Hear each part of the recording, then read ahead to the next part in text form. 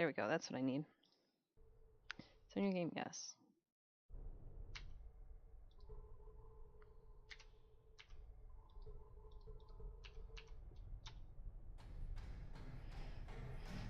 It's okay. I don't really reset much, so...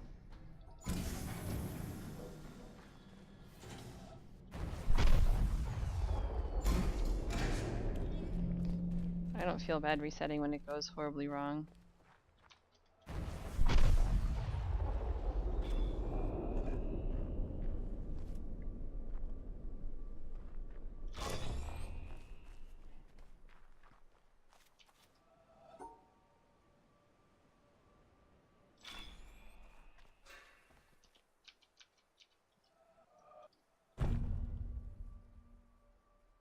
Oh my goodness.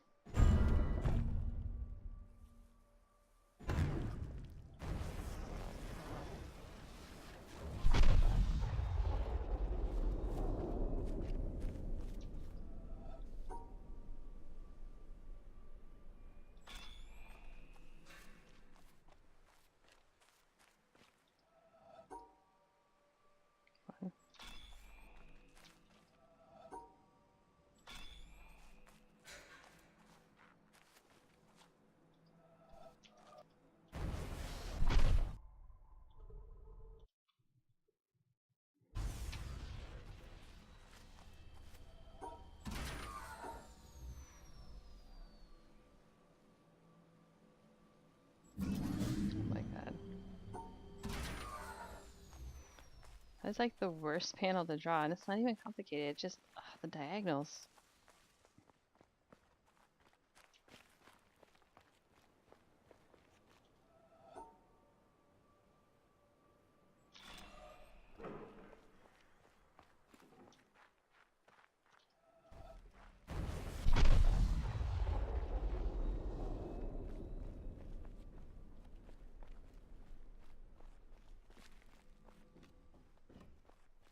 This is going decent, but I also feel like I can do it a lot cleaner.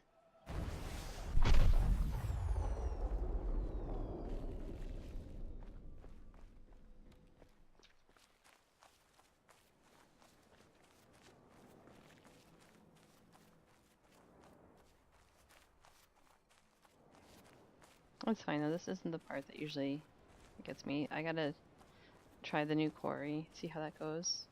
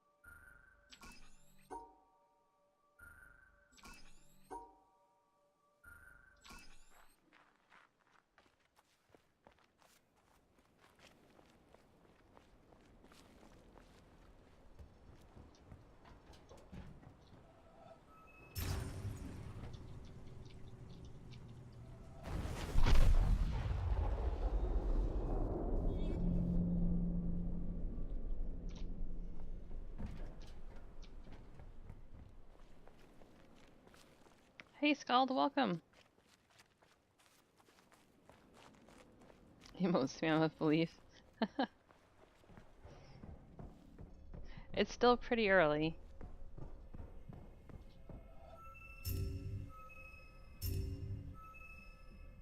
Ah.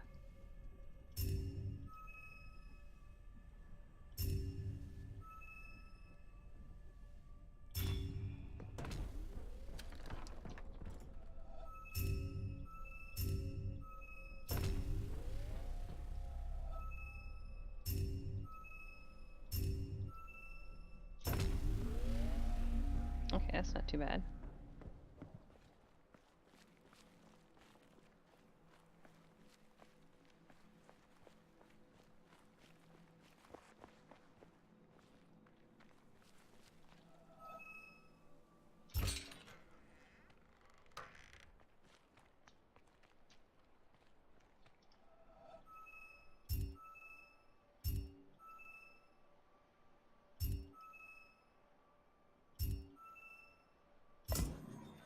Those went really well.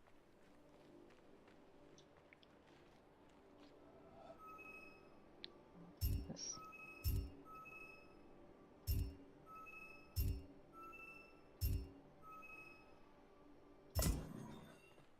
Those went okay.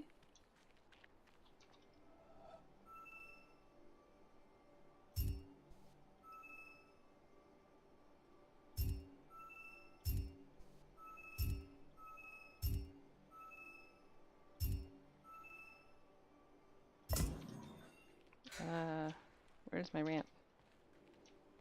Come on.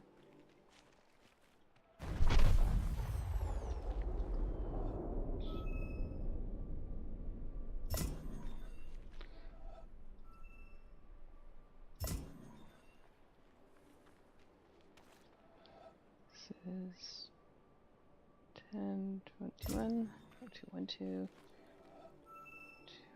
212, 1012. No, where are you going?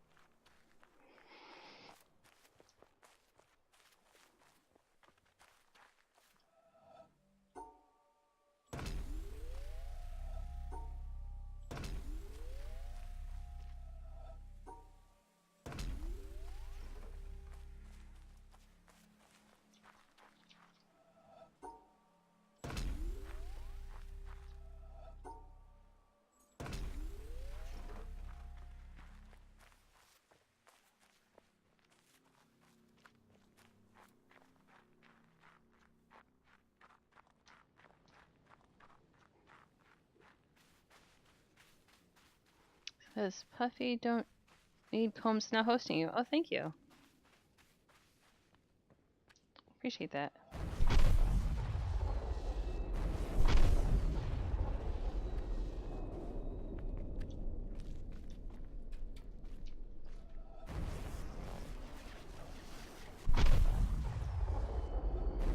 If there's anyone here that has not played this, there are like a million spoilers, so I'd suggest taking appropriate action. This game.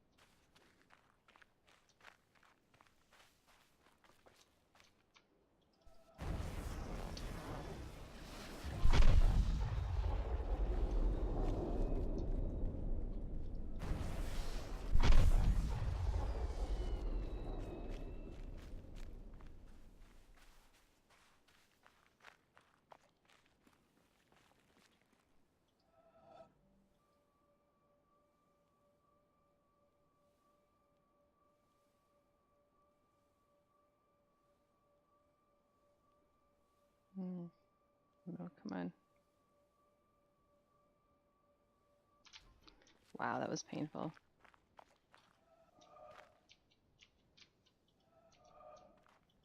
Oh, come on.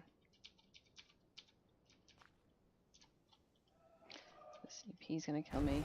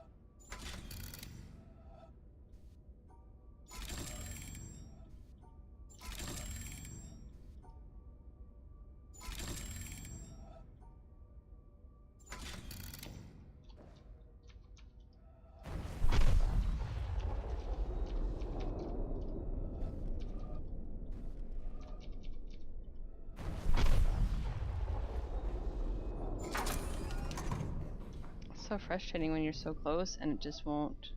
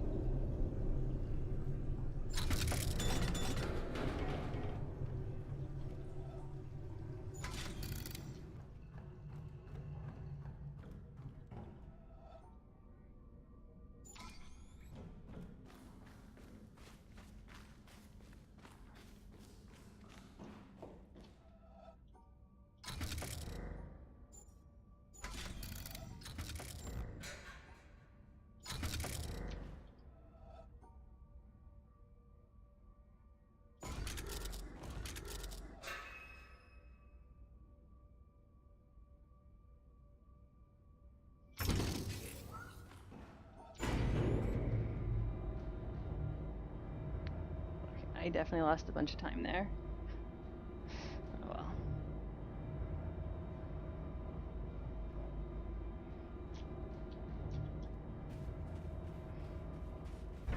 Sorry, I have to not lose confidence in myself because I need to get the stair snipe. Just gonna go over there, I'm gonna line myself up, I'm just gonna do it, no problem.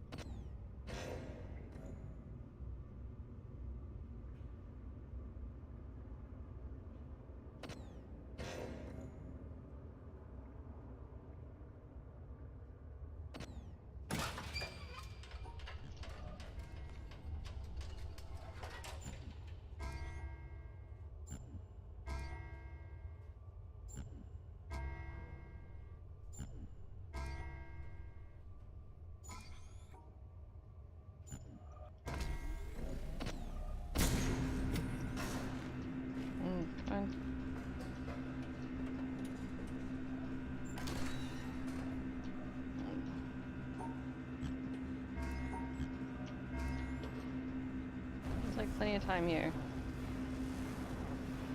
I forgot to raise it. Crap, I was supposed to raise it first. My splits are gonna be all screwed up.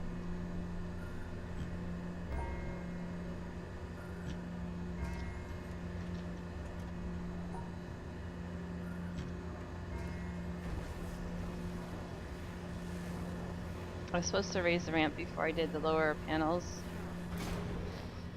Oh boy.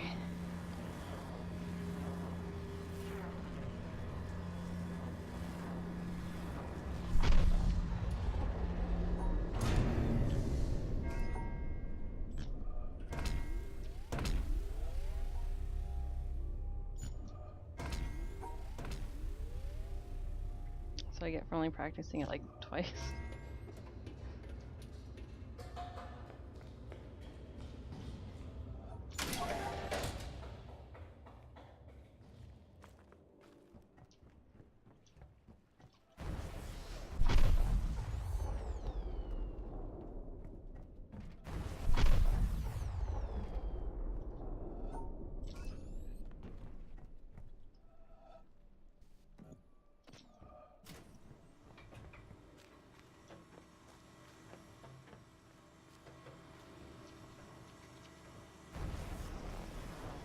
Show them puzzles who's boss. Kelly, hi!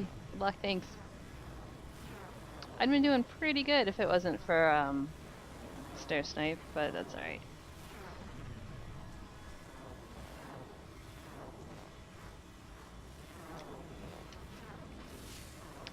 Problem is, I really wanted to be a buoy cycle ahead, and I don't think I'm going to be a buoy cycle ahead.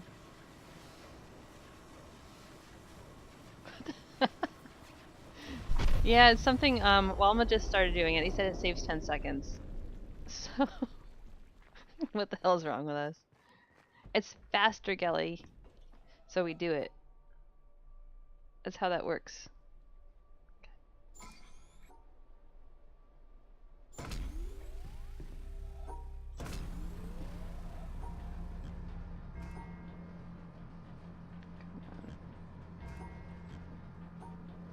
Come on.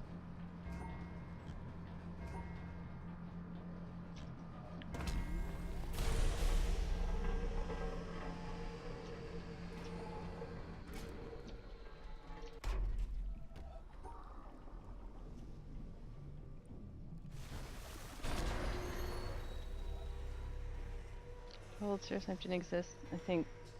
Yeah. Well, a lot of people had looked for a long time. He also found the snipe for these last couple panels that replaced the moving boat snipe in All Lasers Low. Which is like, there's like an impossible angle from like 2 pixels. It's ridiculous. I can do all the ridiculous snipes. That's the one that really still gets me. Oh god.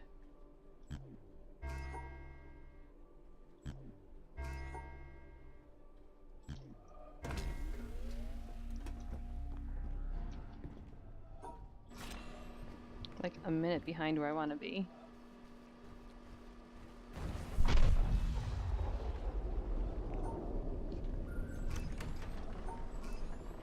People actually run All Lasers Low. I do. So if you consider me people, then yes. I think Dark Kid did like 1 run of it back when we originally talked about it, but I think I'm the only person that runs it.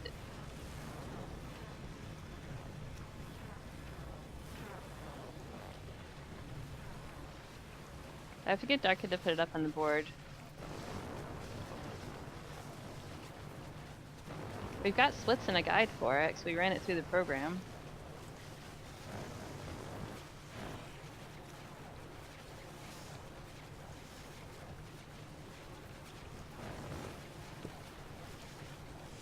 It's actually probably my favorite category, except for that one snipe. It's got all the cool fun things in it, and you get to run over the log in jungle. Like, actually as part of the route, because it's faster. It's like, it's literally the only one that uses the log in jungle.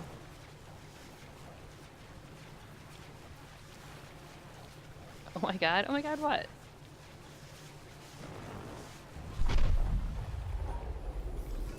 I am people. Is that what the 42 is called? What?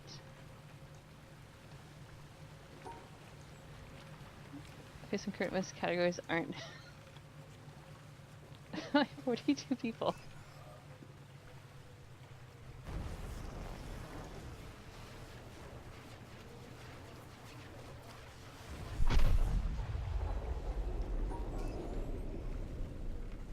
"42 people in a trench coat." I am.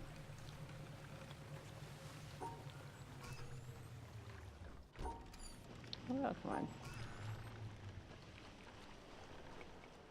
Make it into most R-rated movies. The additional 41 people. No, I'm definitely old enough for R-rated movies.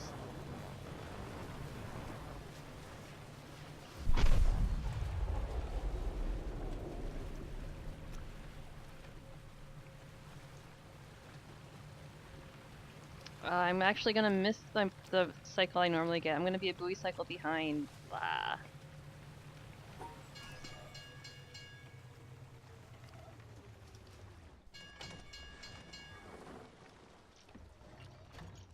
Shippy peas.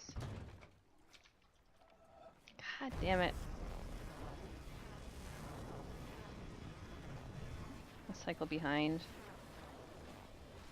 Y'all need to stop.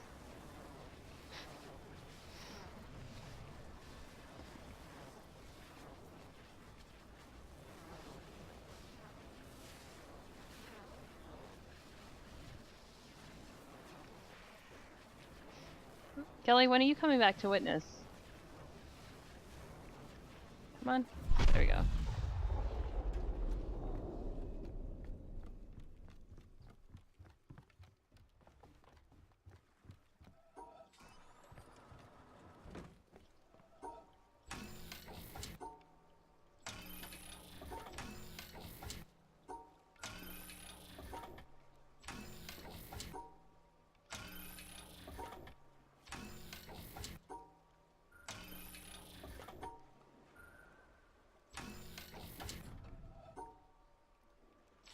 I mean, all lasers low isn't all that unreasonable. Like, much less to remember than 99.8.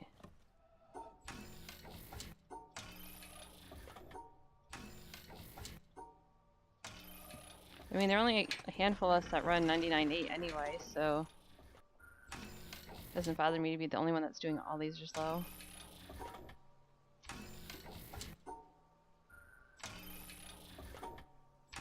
I mean, I put it in the guide so anyone else can pick it up if they want to. Wait. Oh, wait. No, I'm not supposed to be here. Not time for Green Bridge yet. God damn it. I think this might have to be my warm-up run.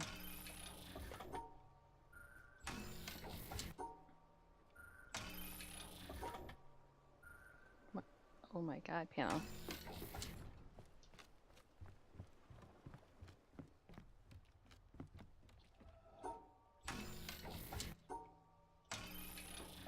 Just can't read that at the moment. Treehouse is a bit panel intense.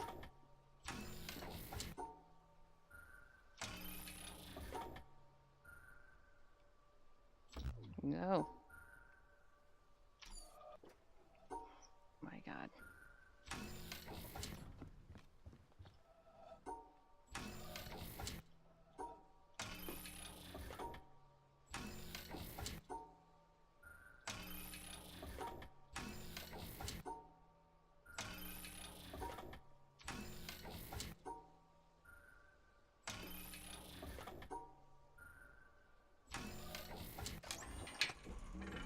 After ESA summer. That's as far as I got.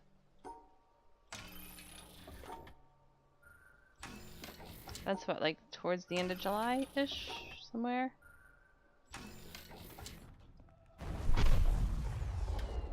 No, panel.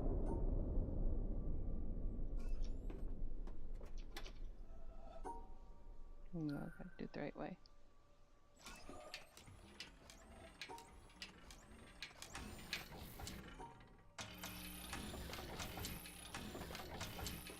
3 people? I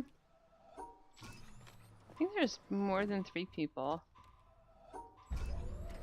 However, right at the moment, I think it's just me and Walma active.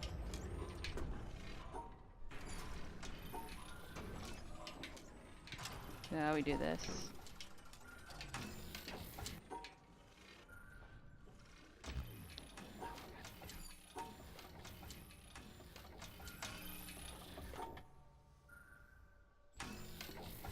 It's weird, sometimes the small mouse movements are still causing me issues.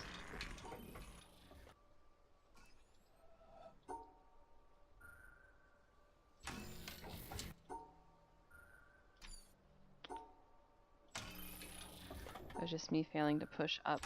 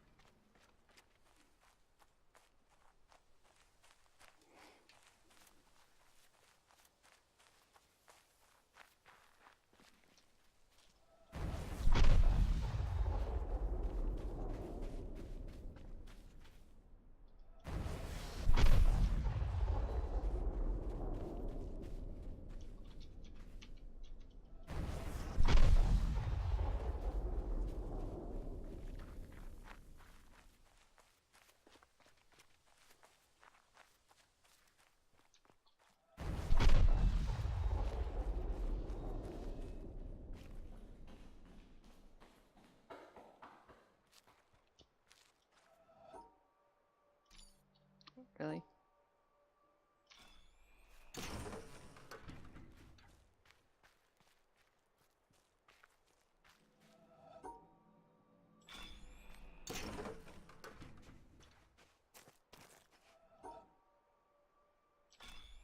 Okay, I remember to actually do hedges for.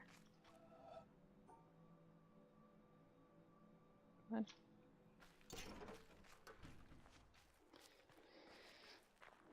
Alright, so I fixed the panel in Quarry. I gotta fix the Keep purple panel. The other one was in Swamp, but I don't know if I want to do the other Swamp solution because I feel like it's better. I feel like I'm quicker doing the wrong one. Because you can push a lot quicker.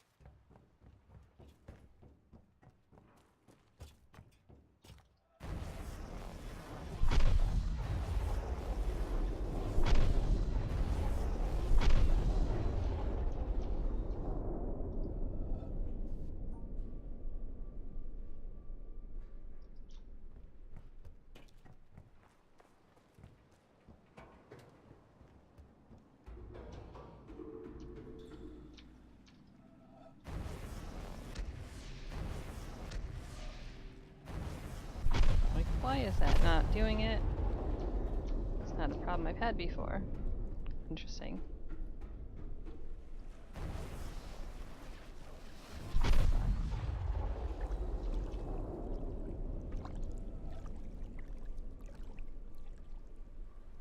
Come on.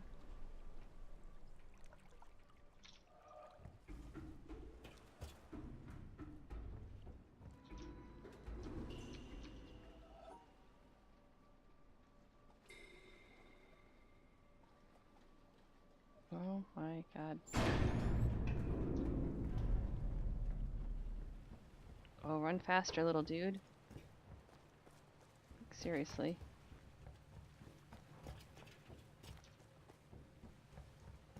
Oh no.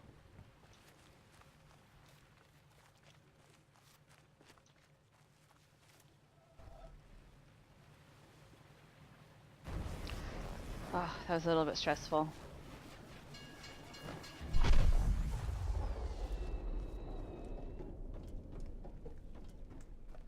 Oh, my heart's still pounding.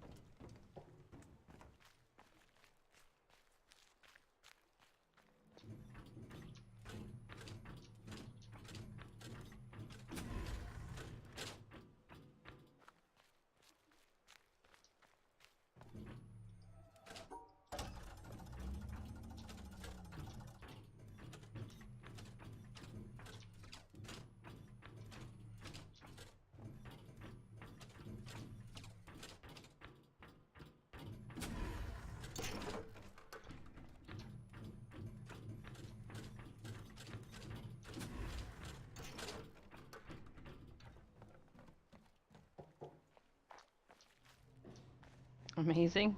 I don't know about that. I was, really? Really surprised I clicked into it first click, though. That's a bit unusual for me. It just wouldn't let me move. Like, gets stuck on the map.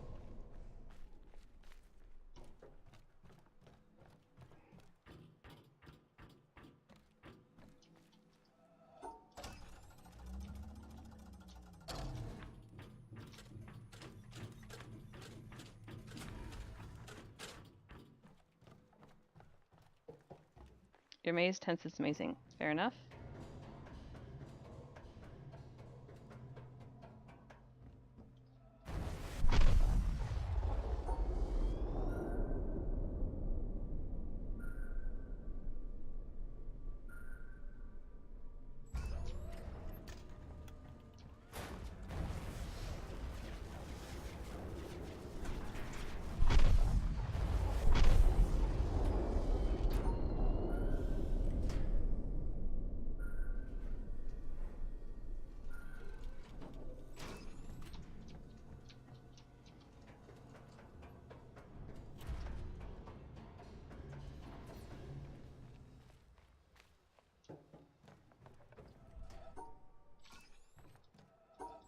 Okay, let's not forget red flowers this time. That's a thing we have to do, preferably right now when we're here.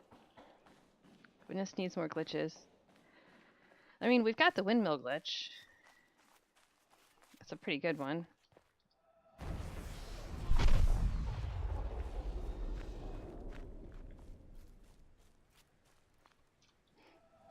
mean, you could always find us some glitches. That would be cool.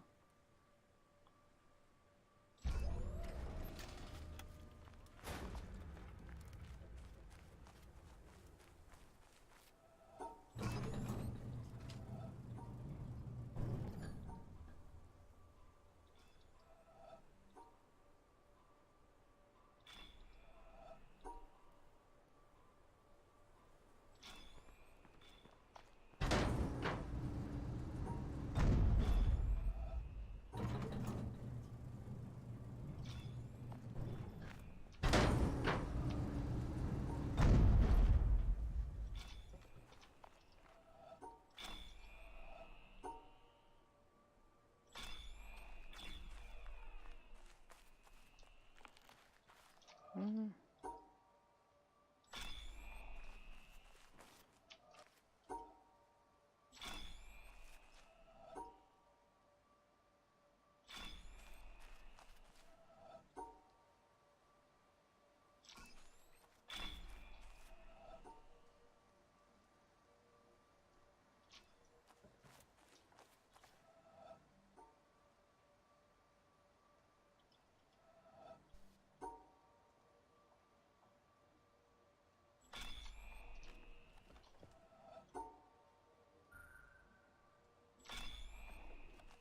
I'm having trouble with those farthest two drawings, so I just went closer.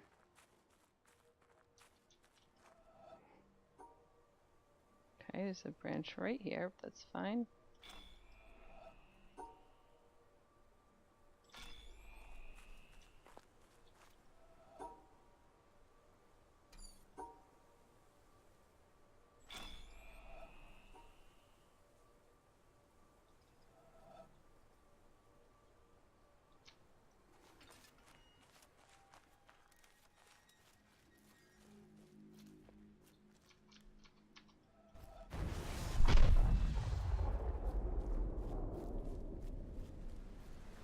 That's useful. There's also vault out of bounds, but that's useless.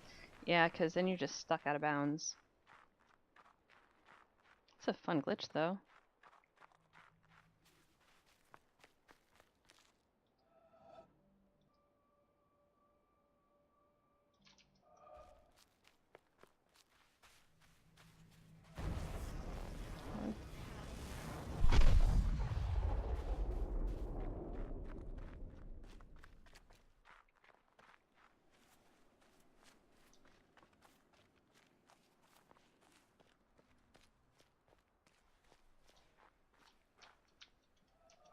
Too far.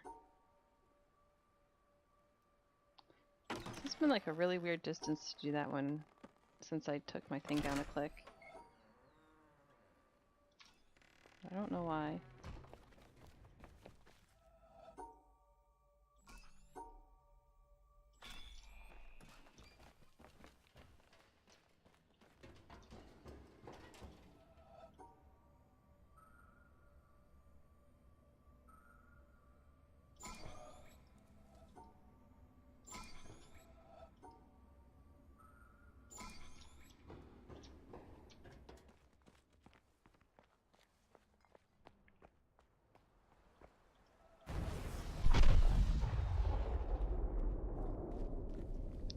Go to stone, turn around.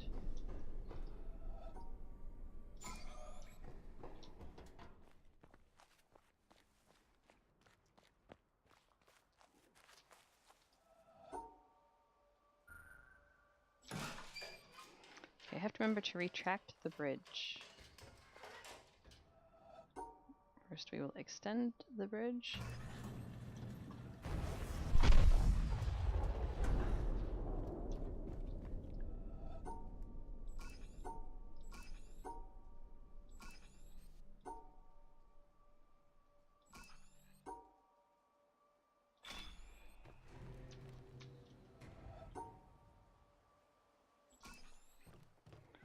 Go to the left, retract the bridge. Go to the left there. By the time I turn and I see the panel, I'm like, oh yeah.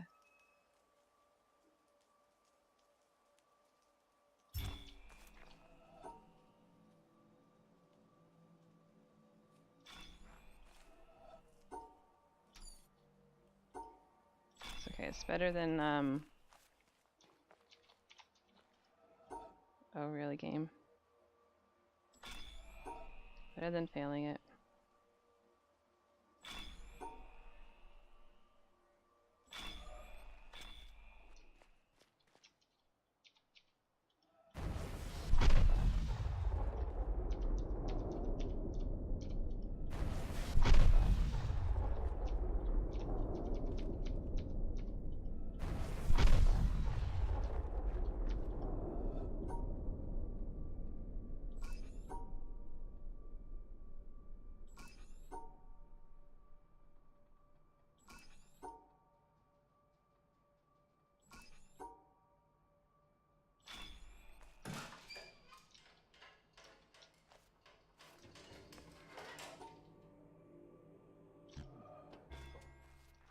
Up the tower should be.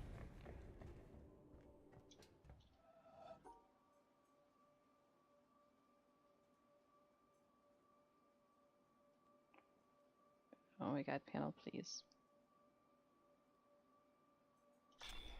That is the worst panel in the game.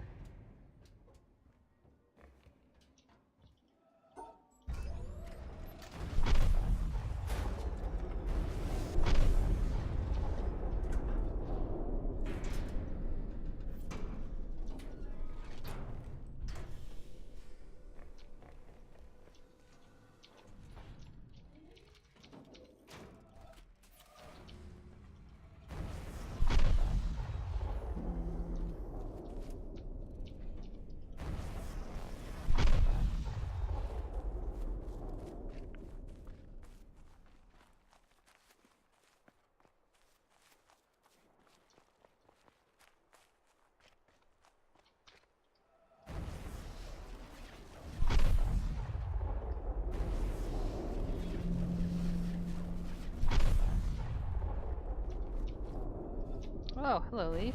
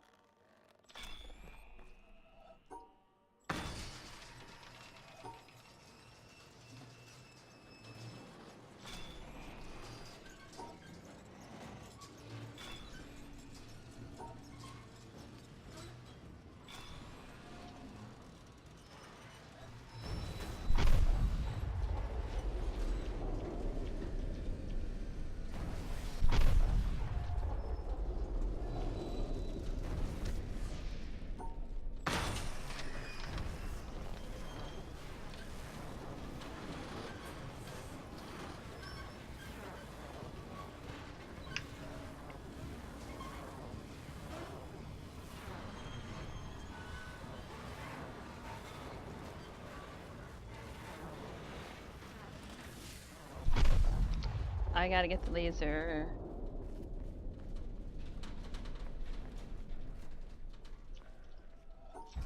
Okay, I remember the laser. And then the EPs.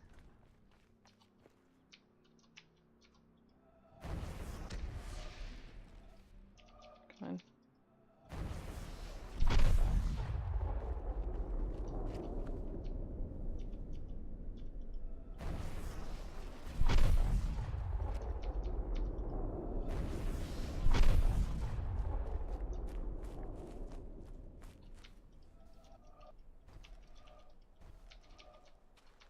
Really?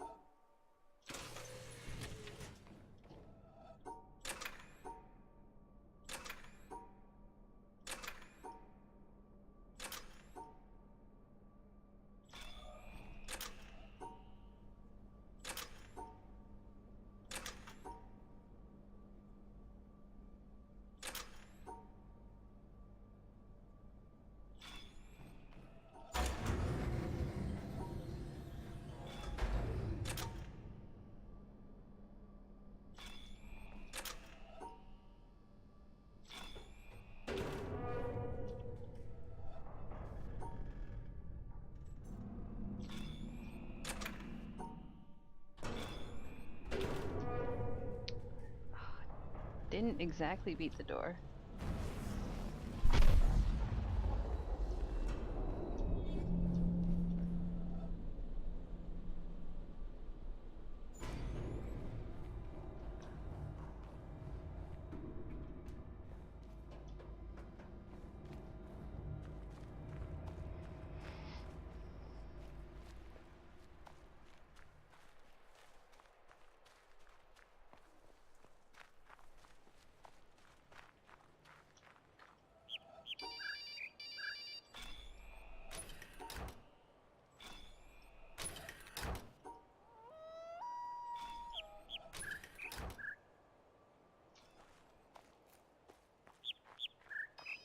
Alright, do the EPs.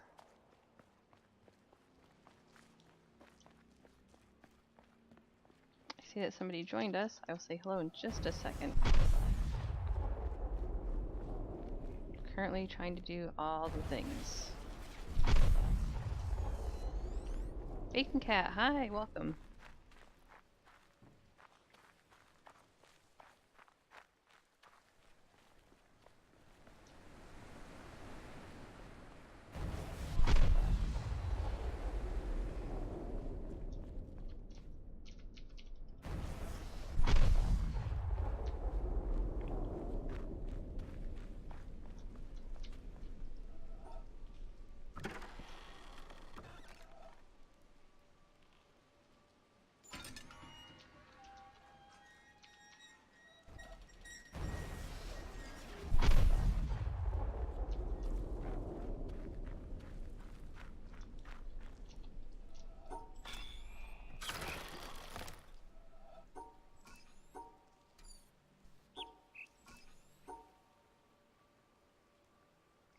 Come on, there we go.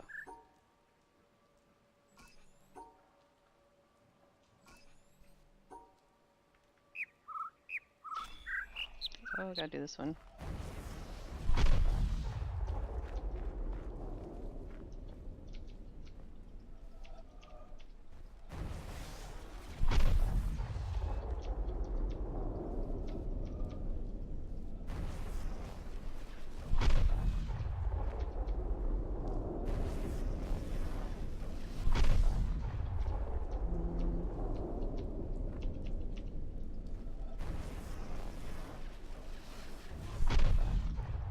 Okay, those could have gone a bit better. A little awkward.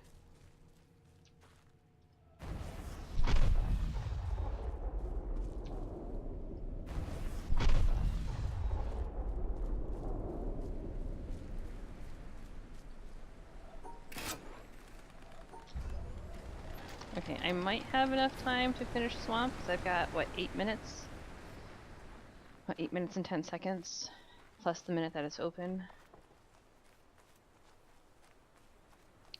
Dang, a minute 27 coming out of town. All I can see is my top split, so I know coming out of town I was doing pretty good.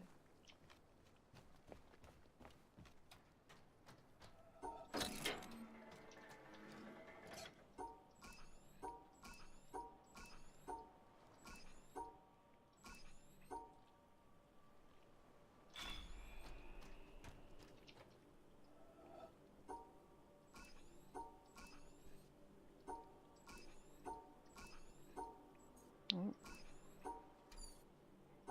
my god. I'm supposed to draw this the other way. I can't remember how the other way went though, so I lost time.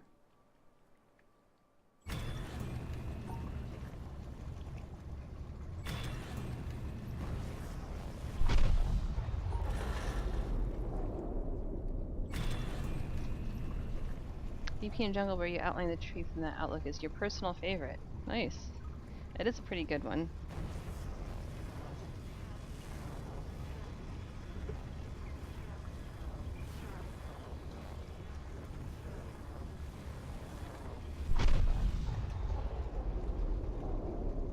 Let's see, we get this really quick.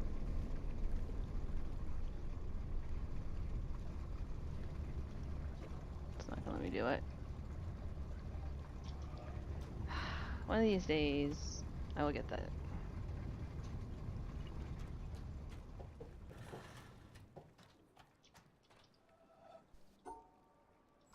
That's like a super advanced strategy though, so I'm not terribly upset that I'm not getting it.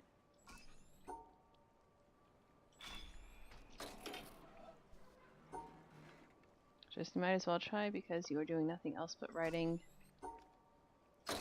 the bridge. That's what that thing's called.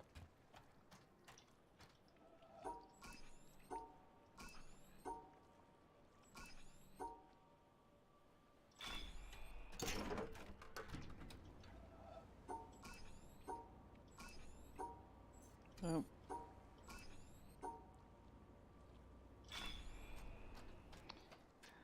Clockwise, purple to blue.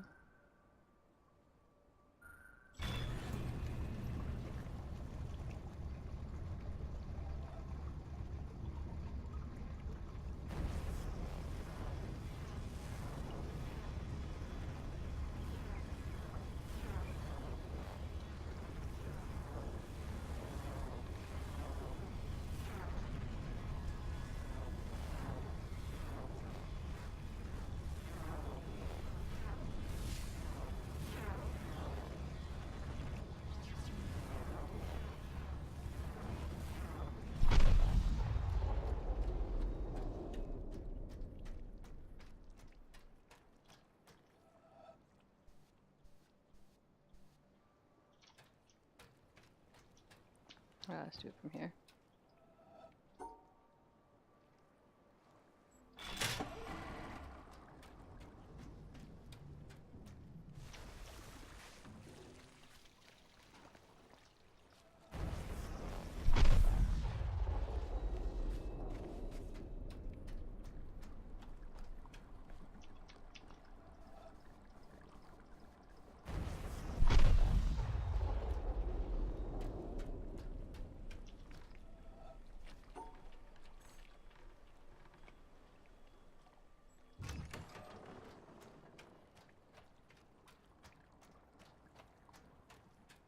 Send the boat to jungle, so we'll have it for the post game.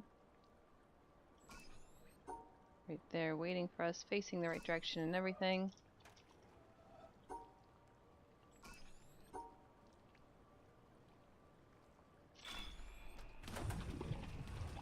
We'll come back for blue.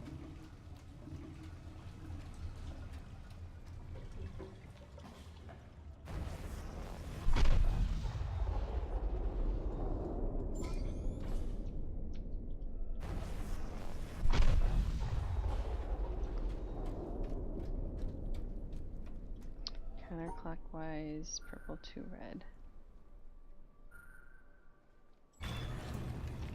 We'll go do these.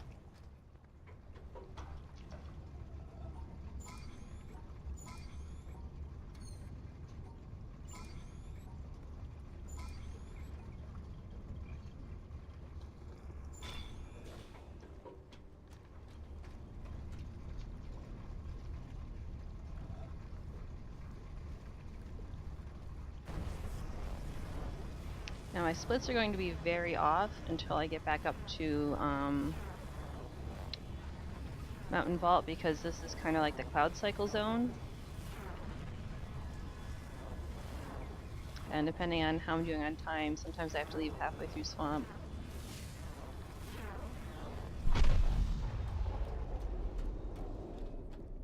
So it may look like I'm artificially way ahead.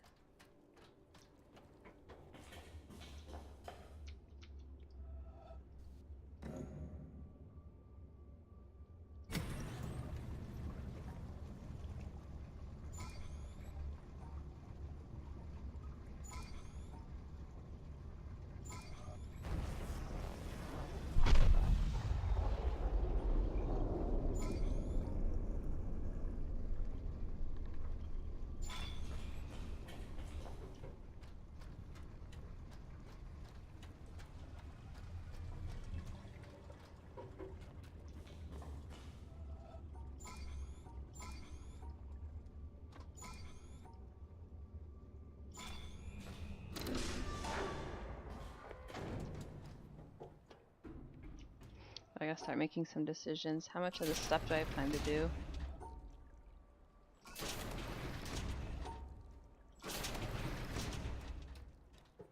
Some of it, I know that much.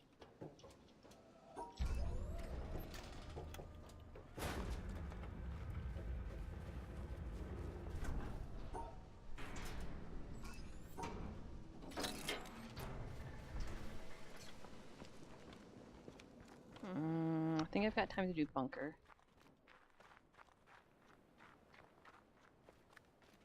Please open for a minute. I should just go do this.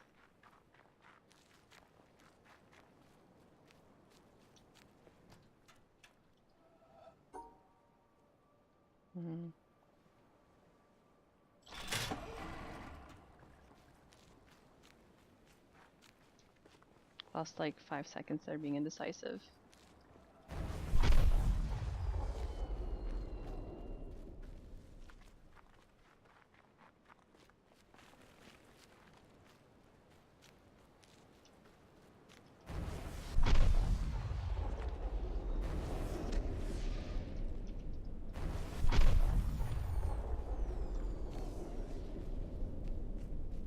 Okay, I've got a minute now. I'm on the clock. I feel like I chose poorly.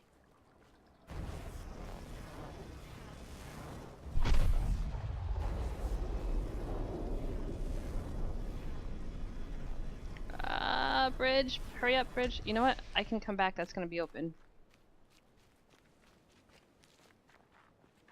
This is way more important.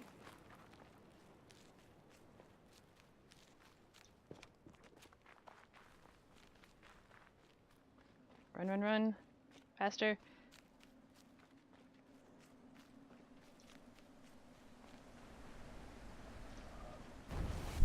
Oh, okay.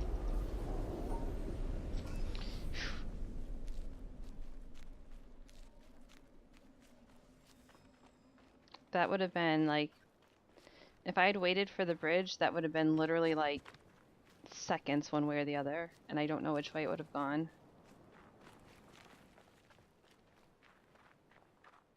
Where am I going? God damn it. There we go.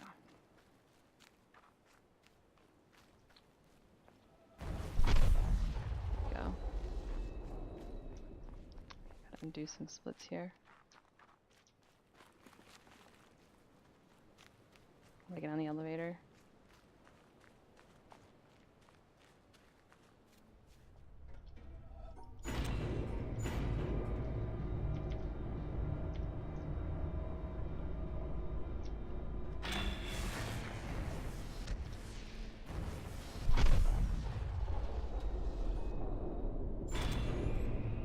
Do that so we have all the time in the world to draw the more complicated one.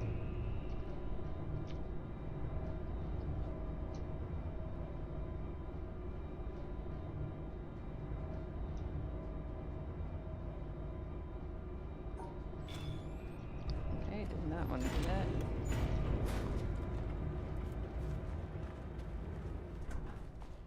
Alright, now Mountain Vault is going to be where I sync back up to the splits every run.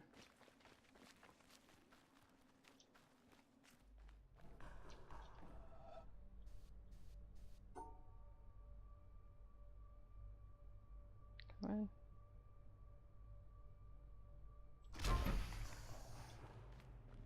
Wilma, hey! Drew you splits perfectly? Yeah, I messed around with them. They're huge on my screen. Like, I blew them up back in OBS. Took away some of the splits. There's fewer on the screen.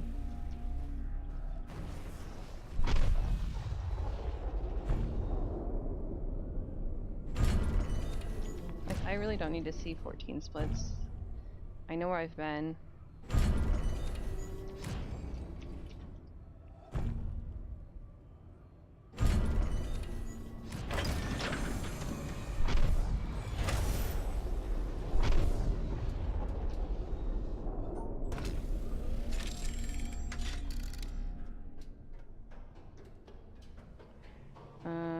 What did you change?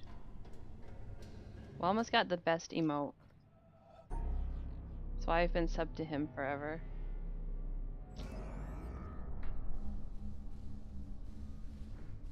Then he's good to watch play anyway. Ah.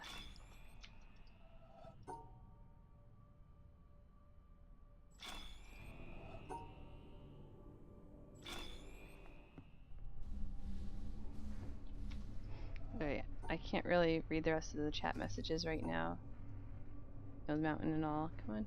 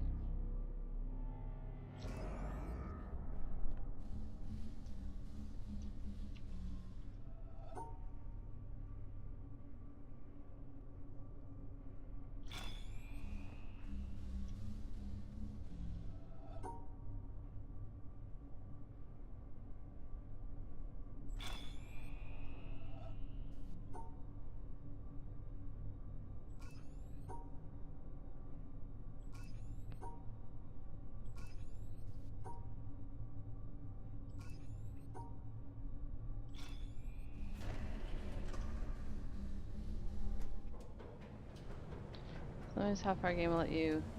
Yeah, each EP's got its own annoying frame. Some of them are almost frame perfect, other ones are like, really? You're gonna let me get it here? Like, okay, game.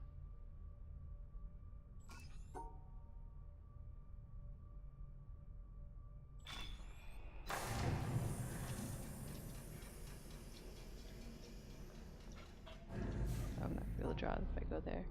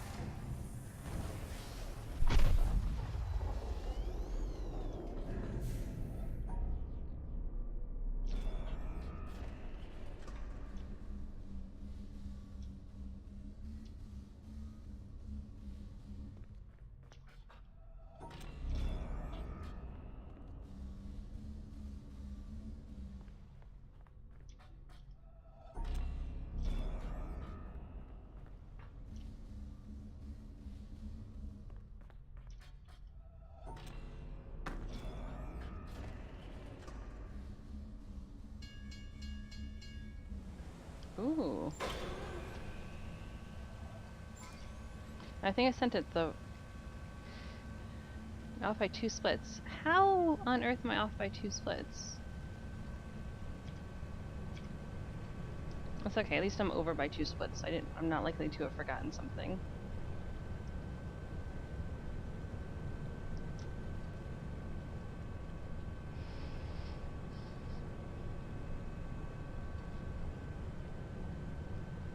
I think if I'm ahead by like at least 2 minutes, I might sit through Eclipse. I gotta see how challenge goes, because that's gonna be the annoying part. Hasn't been going so great for me lately.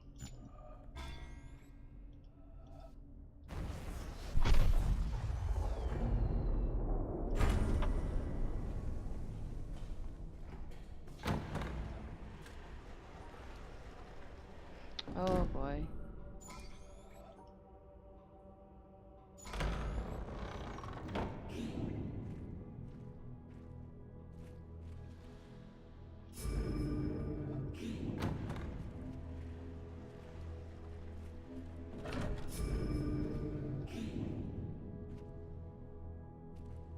I wish the early part of this run was a bit cleaner, because I think I'm doing pretty decent.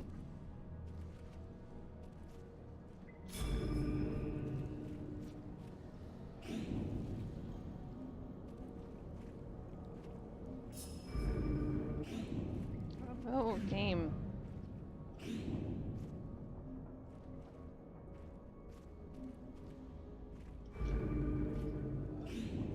Love it when it just decides to do that.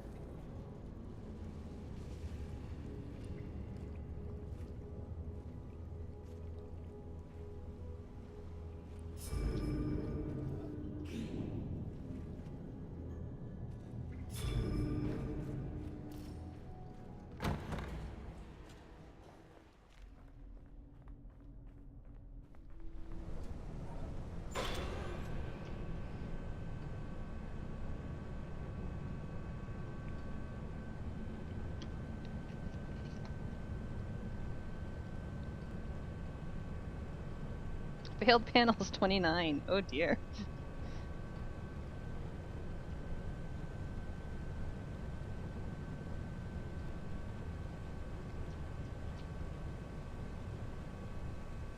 Those aren't actual failures. Those are like when you click in and then you end up clicking back out. Like that pillar.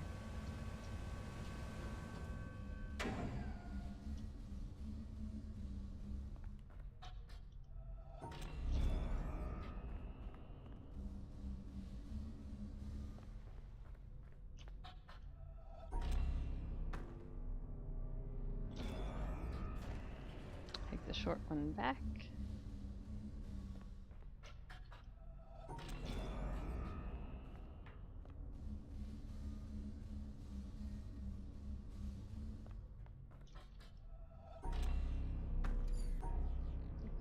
That was.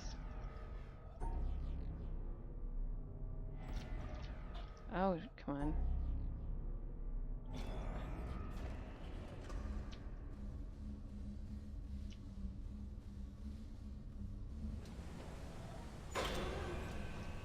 Did the panel. Okay. Hit by 50 seconds 3 times at the end of desert and failed stair snipe 3 to 5 times and lost it all and made me so mad you rage quit. Oh no. Yeah, my stair snipe didn't really go that well because I changed up my splits to add it in. And I think I lost all the time I was ahead.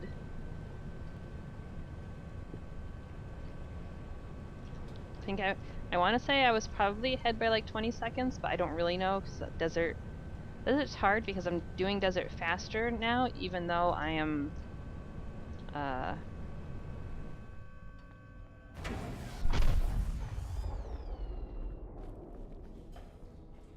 even though I'm still screwing it up a little bit. It's hard for me to gauge if I'm actually gaining time or losing time.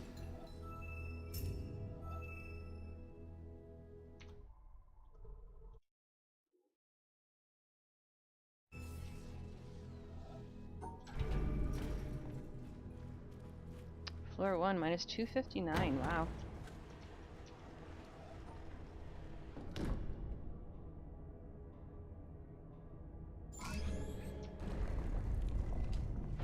This is literally going to come down to challenge. And maybe windmill, but I got some advice from Dark Kid yesterday.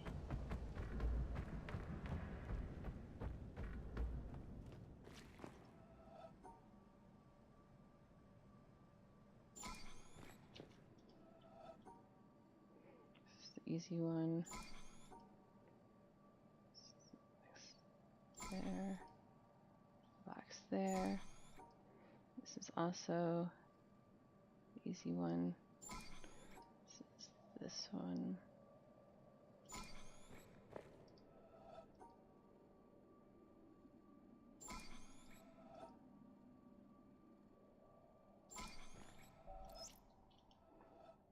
God bade me behold the sea, and I saw the ships sinking and the planks floating.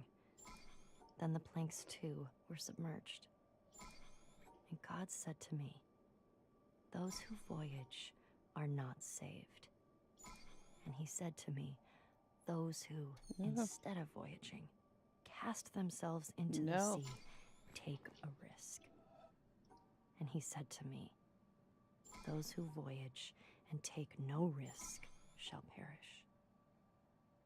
And he said to me, in taking the risk, there is a part of salvation. And the wave came and lifted those beneath it and overran the shore. And he said to me, the surface of the sea is a gleam that cannot be reached, and the bottom is a darkness impenetrable. And between the two are great fishes, which are to be feared. Nefari, circa 970.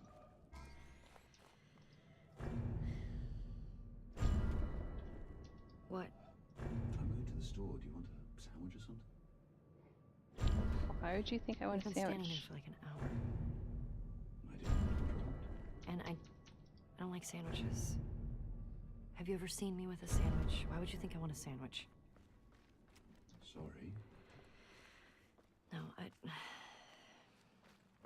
I need some sleep. It's okay. Incorporate You're 3. working hard. I just want to read it right. We're gonna be hearing this a lot of times. Every little thing matters because it gets so multiplied. It's good. It's already good. Thanks. Yeah.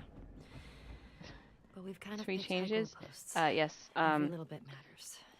The one I found the one in Swamp hard, but the other 2 I did. The one in Can you Swamp get me a I coffee? choked on.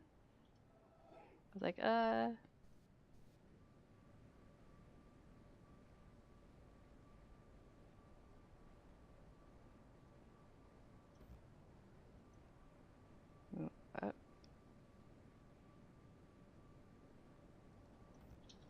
What?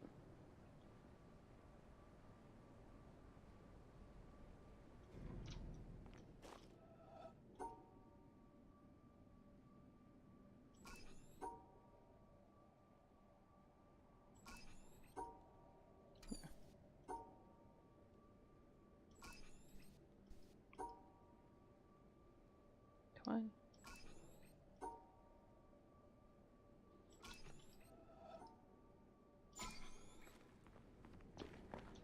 Those were a bit painful.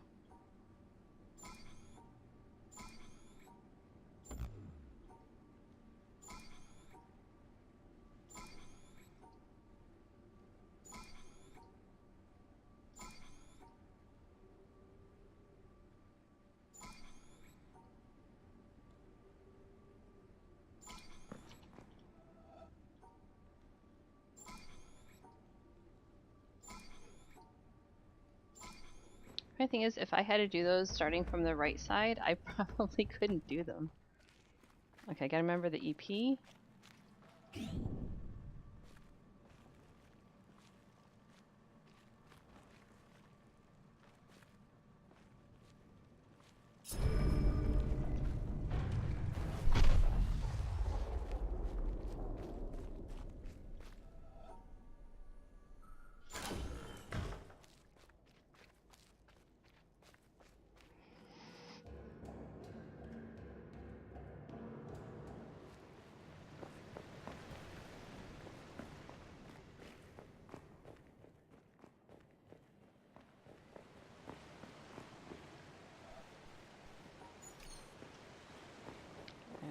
Another EP. No.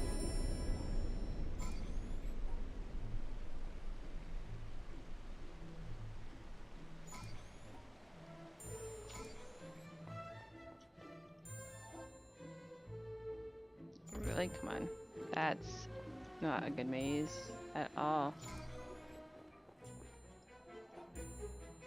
Mhm. 2000.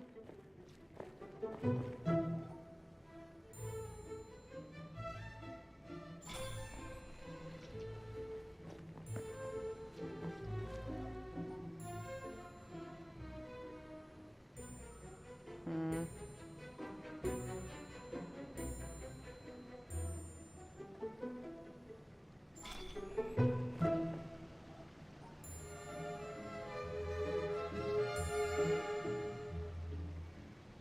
What?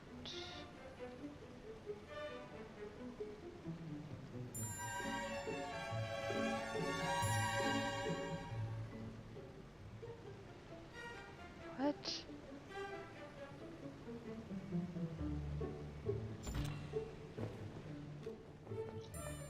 Which one did I just do? Shoot.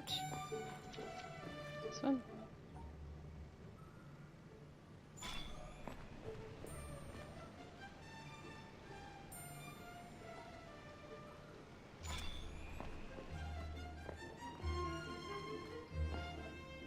I am not a big fan of mulliganing, but oh my goodness. I don't have time for that right now.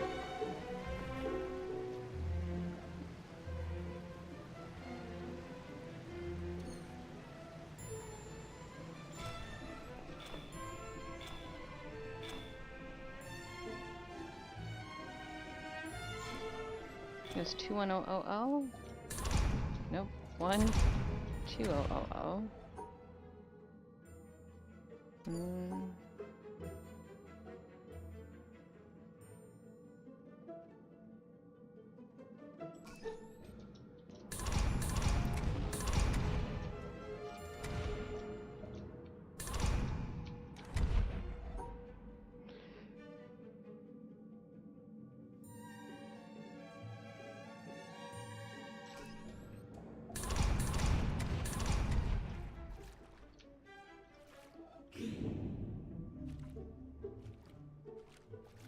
Oh, okay. I was saying, it didn't look like.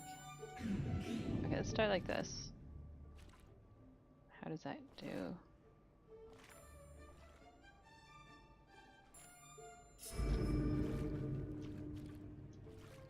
Okay. Where's the other white one?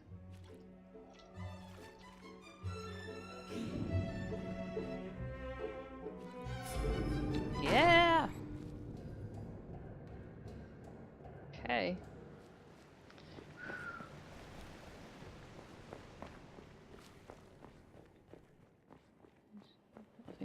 Bunker. Sand wedge. When I reset was so easy.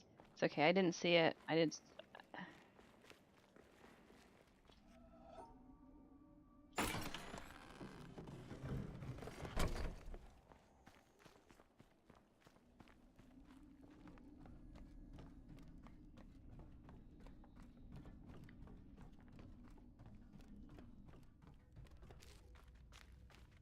Okay, yeah, I'm gonna set 3 clips then. I'd like to get 100% time on the board. Apparently, I have a 100% PB in my saved videos that I didn't submit, but it was like not very decent. Do I remember where I started? Yeah, I do. I'm good. I should be okay. I haven't done Eclipse in a while. We don't screw it up.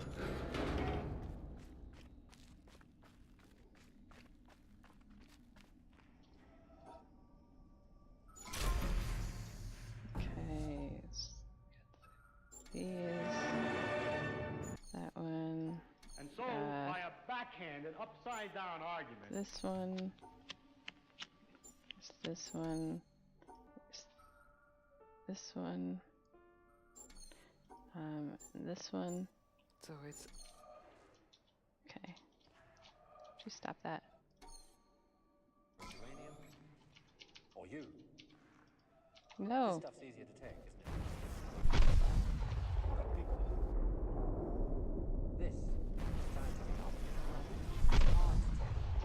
Mm.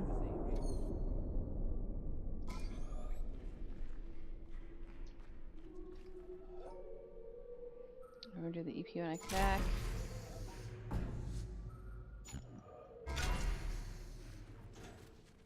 This I just changed.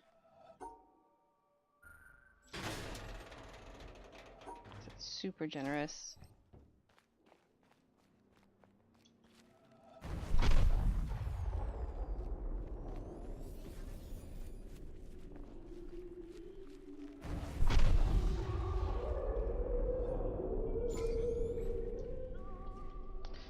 Challenge video. I'm gonna start it like here.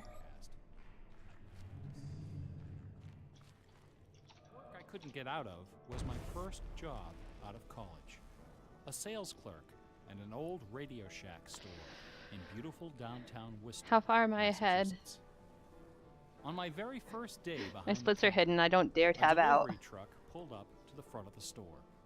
Yes, They I got it on carried my in way a back big in because you're carton literally running straight upon at which it. was printed the lettering 255. TRS. Holy crap.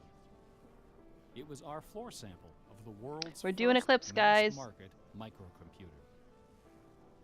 The TRS-80 Model I mean, even 1 if Windmill had a royally Z80 messes with me, processor clocked it's at going to be hard to 1.7 lose 3 megahertz, minutes. 4,096 bytes of memory, and a 64-character black and white text display. I started this The way only too early. storage was a cassette recorder. All this could be yours for the low, low price of $599. The store I was working in had seen better days. At one time, Yeah, I just lost it like had been 30 near seconds, the center of a 40 thriving seconds, I don't commercial know. district. But like so many other New England cities, the advent of shopping malls had, by the early 70s, Oh my god, I turned started it this into a way too ghost early. town. Worcester's solution to this problem was decisive, to say the least. The city's elders apparently decided that if they couldn't beat them, they would join them. And so, several square blocks at the heart of the city were bulldozed into oblivion, destroying dozens of Lucio, family businesses.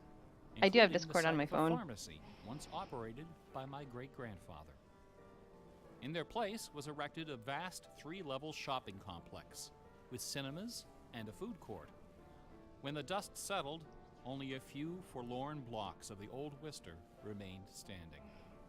My Radio Shack Pick a way to store start it. was in Yeah, one I of have a those pretty good idea where to blocks. start it. I just haven't done it in a long Then, to add time, and I was insult to kind of injury, panicky. Radio Shack opened a I have a brand picture. new I have a picture for the location guide that I put in the inside guide. shopping center, less than 500 feet from my store.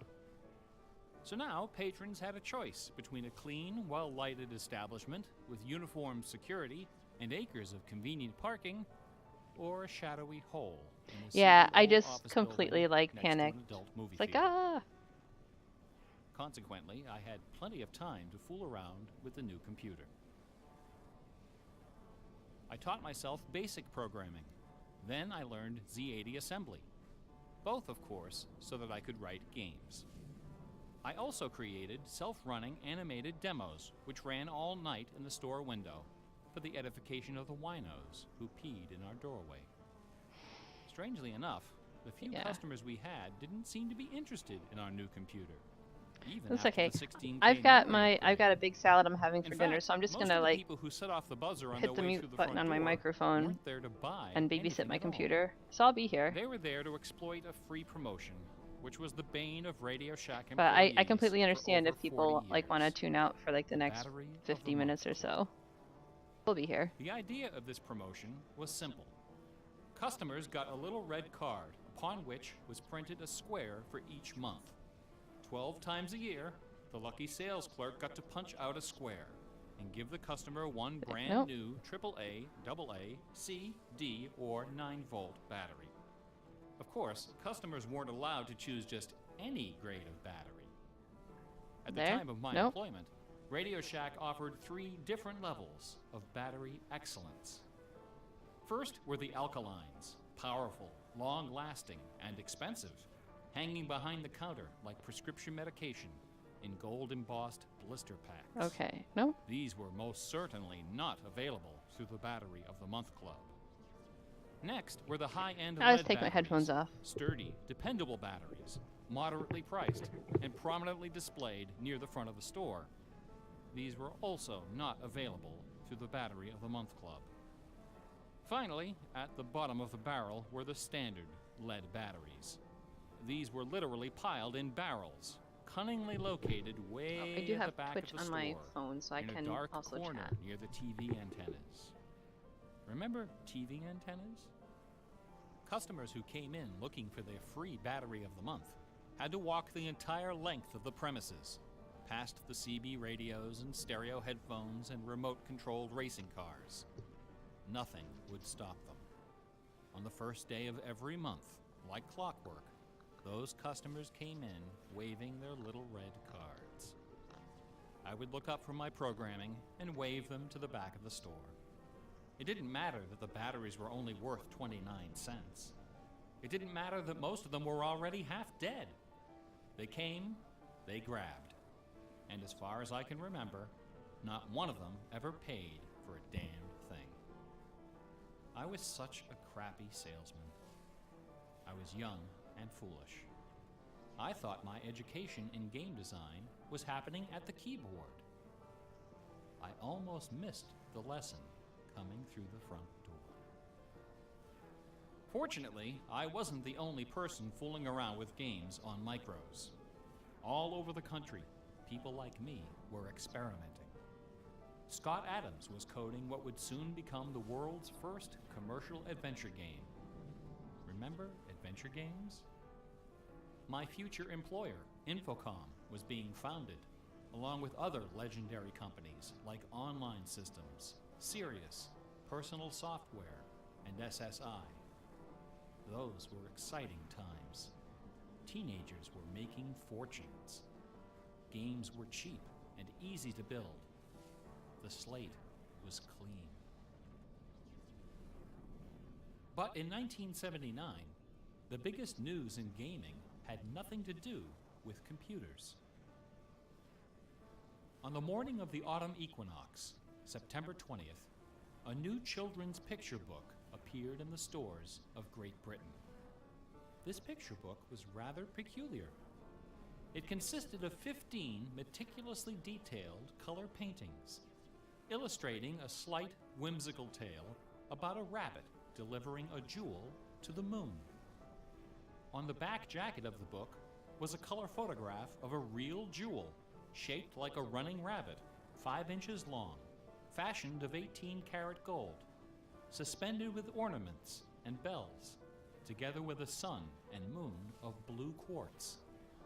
According to the blurb underneath, this very jewel had been buried somewhere in England. Clues pointing to its location were concealed in the text and in the pictures of the book. The treasure would belong to whoever found it first. The book was called Masquerade. It was created by an eccentric little man with divergent eyes and a talent for mischief named Kit Williams. Within days, the first printing was sold out, and the empire that never sleeps found itself in the grip of rabbit fever. Excited readers attacked the paintings with rulers, compasses, and protractors. Magazine articles and TV specials dissected the clues, floated theories, and followed with keen delight the reckless exploits of the fanatics. One obscure park, unfortunately known by the nickname Rabbit Hill, was so riddled with holes excavated by misguided treasure seekers that the authorities had to erect signs assuring the public that no gold rabbits were to be found there. Some hunters ended up seeking psychological counseling for their obsession. The craze leapt over the Atlantic Ocean and invaded America, France, Italy, and Germany. It sold over 1 million copies in a few months, a record unrivaled by any children's title until the advent of Harry Potter. Over 150,000 copies were sold in foreign translations, including 80,000 copies in Japanese, despite the fact that the puzzle was only solvable in English. It didn't matter that the Masquerade jewel was only worth a few $1,000s. Many seekers spent far more than that in their months of exploration and travel. It was the thrill of the chase, the possibility of being the one. Treasure hunts, secret messages, and hidden things seem to exert an irresistible appeal. They're fun to look for and to talk about, and this fact of human psychology has been exploited in computer games since the earliest days. It finds expression in the hidden surprises we call Easter eggs. Atari's Stephen Wright is credited with coining this term in the first issue of Electronic Games magazine. The first Easter egg in a commercial computer game appeared in an early Atari 2600 cartridge called, simply enough, Adventure. By a sequence of unlikely movements and obscure manipulations, players could discover a secret room where the words "created by Warren Robinette" appeared in flashing letters. Over the decades, Easter eggs and their evil twin, cheat codes, have become an industry within an industry. Entire magazines and websites are now devoted to their carefully orchestrated discovery and dissemination. They're part of our toolkit, our basic vocabulary, the language of computer game design.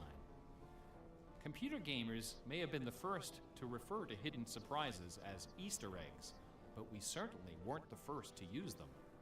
Painters, composers, and artists of every discipline have been hiding stuff in their works for centuries. The recent advent of VCRs and Laserdisc players with freeze-frame capability exposed decades of secret Disney erotica. Thomas Kincaid, the self-appointed painter of light, amuses himself by hiding the letter N in his works. A number beside his signature indicates how many N's are hidden in each painting. Picasso, Dali, Raphael, Poussin, and dozens of other painters concealed all kinds of stuff in their paintings. A favorite trick was hiding portraits of themselves, their families, friends, and fellow artists in crowd scenes. El Greco loved dogs, but the Catholic Church forbid him from including any in his sacred paintings. So he hid them, usually within the outlines of celestial clouds. Composer Dmitri Shostakovich chafed under the political censorship imposed by the Soviet Ministry of Culture. His symphonies and chamber works are loaded with hidden signatures and subversive subtexts which, had they been recognized, would have sent him to Siberia. Mozart's opera, The Magic Flute, is filled with musical allusions to the rituals of the Freemasons, the ancient secret society of which he and his mentor Haydn were members. But the most famous purveyor of Easter eggs is that champion of the late Baroque, the ultimate musical nerd, Johann Sebastian Bach. Bach was a student of gematria, the art of assigning numeric values to letters of the alphabet. A equals 1, B equals 2, C equals 3, etc. By comparing, sequencing, or otherwise manipulating these numbers, secret messages can be concealed. Bach took particular delight in the geometrical numbers 14 and 41. 14 is the sum of the initials of his last name. B equals 2, A equals 1, C equals 3, and H equals 8. 41 is the sum of his expanded initials, J.S. Bach. These two numbers show up over and over again in Bach's compositions. One of the better-known examples is his setting of the chorale Vor deinem Thron. The first line of the melody contains exactly 14 notes, and the entire melody, from start to finish, contains 41. Another of Bach's favorite games was the puzzle canon. A canon is a melody that sounds good when you play it on top of itself, a little bit out of sync. Frere Jacques and Row, Row, Row Your Boat are familiar examples of simple, two-voice canons. But a canon can employ any number of voices. And you don't have to play each voice the same way either. You can change the octave, transpose the key, invert the pitch, play it backwards, or any combination. Finding melodies that make good multi-voice canons is a fussy and difficult art, of which Bach was an undisputed master. Now, in a puzzle canon, the composer specifies the basic melody and the number of voices, but not the relationship of the voices. The student has to figure out the position and key of each voice, and whether to perform them inverted and/or backwards. Bach wrote quite a number of puzzle canons. The most famous, BWV 1076, is part of a fascinating story. One of Bach's students was a fellow by the name of Lorenz Misler, founder of the Society of Musical Science. This elite, invitation-only institution devoted itself to the study of Pythagorean philosophy and the union of music and mathematics. Its distinguished membership reads like a who's who of German composers, including Handel, Telemann, and eventually Mozart. Applicants for membership in the society were required to submit an oil portrait of themselves, along with a specimen of original music. With nerdly efficiency, Society member number 14 decided to combine these admission requirements into a single work. He sat for a portrait with Elias Hausmann, official artist at the court of Dresden. This portrait, which now hangs in the gallery of the town hall in Leipzig, is the only indisputably authentic image of Bach in existence. The Hausmann portrait shows Bach dressed in a formal coat with exactly 14 buttons. In his hand is a sheet of music paper, upon which is written a puzzle canon for 6 simultaneous voices. In 1974, a manuscript was discovered which proved that this canon was the 13th in a series of exactly 14 canons based on the ground theme of the famous Goldberg Variations. As if these musical gymnastics weren't enough, Bach liked to hide messages in his compositions by assigning notes to the letters.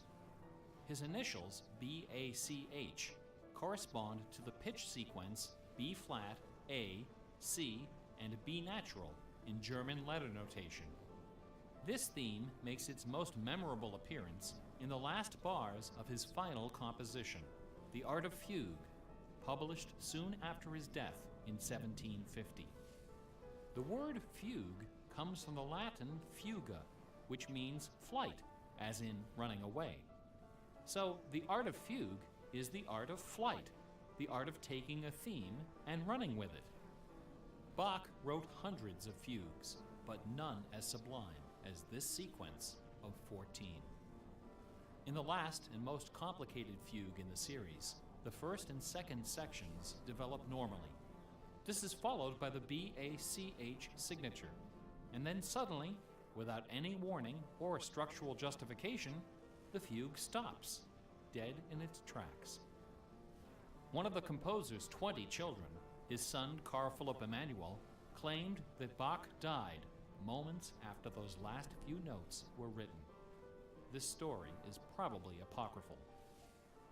The Easter eggs in Bach's music are a pleasant obscurity, known chiefly to professors and students of Baroque music. But in March of 2002, when this lecture was first delivered, those Easter eggs were the talk of the entire classical music industry.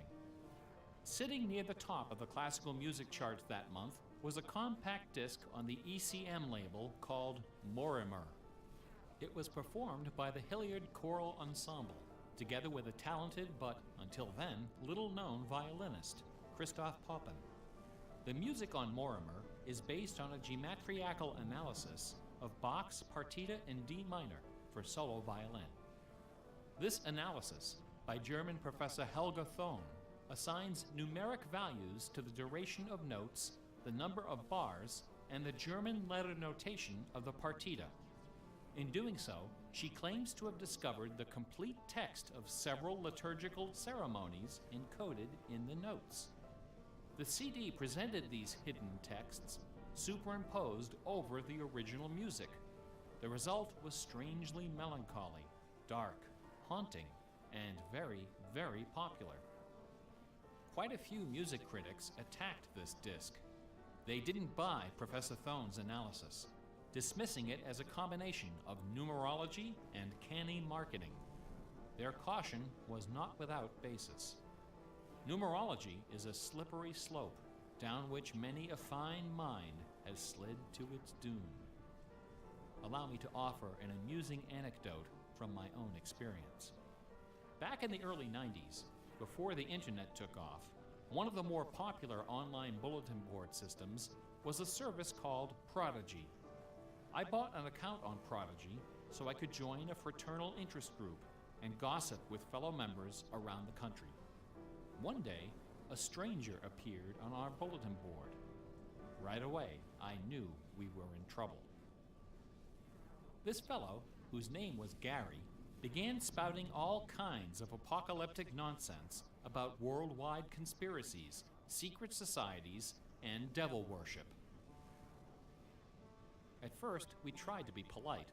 We questioned his sources, corrected his histories, logically refuted his claims, and tried to behave in a civilized manner.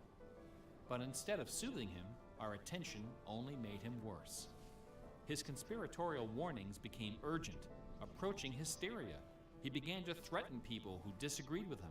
To coin a phrase, Gary went all uppercase.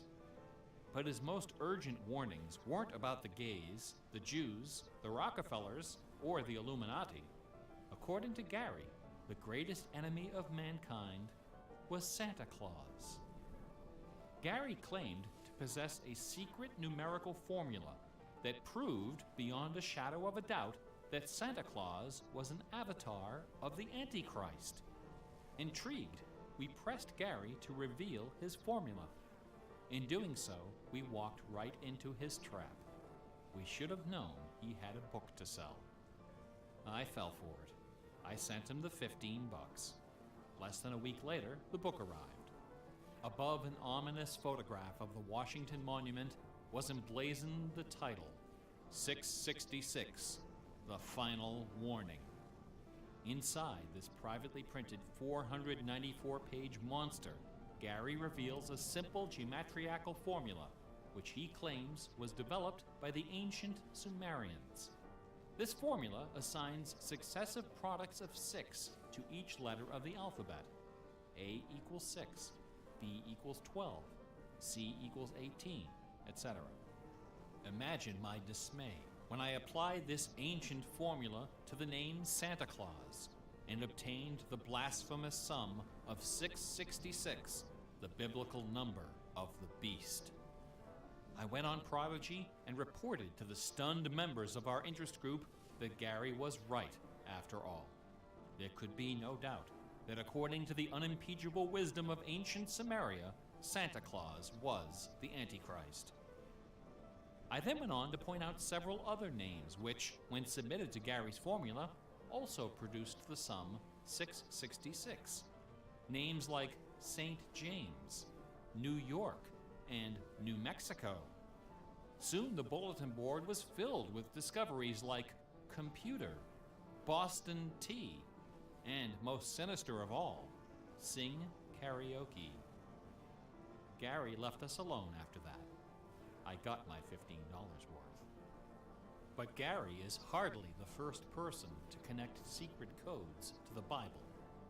People have been looking for Easter eggs in the Bible for hundreds of years. The Hebrew mystical tradition of Kabbalah can be described as a geometrical meditation on the Pentateuch, the first 5 books of the Old Testament. The advent of computers has made the application of numerology to the Bible fast and efficient. The latest spate of Bible searching was instigated by a book published in 1998 by Michael Drosnin, a former Wall Street Journal reporter. His book, The Bible Code, applied a skip cipher in which every nth character in a text is combined to form a message. By applying his skip cipher to the Hebrew text of the Old Testament, Drosnin claimed to have discovered predictions of World War II, the Holocaust, Hiroshima, the assassination of Yitzhak Rabin and both Kennedys, the moon landing, Watergate, the Oklahoma City bombing, the election of Bill Clinton, the death of Princess Di, and the comet that collided with Jupiter. He also found predictions of a giant earthquake in LA, a meteor hitting the Earth, and nuclear Armageddon, all scheduled to occur before the end of the last decade. The Bible Code spent many weeks on the bestseller lists, spawning several sequels and dozens of imitators. The Bible has certainly attracted its share of crackpots, but for the real hardcore egg hunters, nothing can rival the ingenuity, the tenacious scholarship, the stubborn zeal of those who seek the answer to the ultimate literary puzzle, a poisonous conundrum that has squandered fortunes, destroyed careers, and driven healthy, intelligent scholars to the brink of madness and beyond.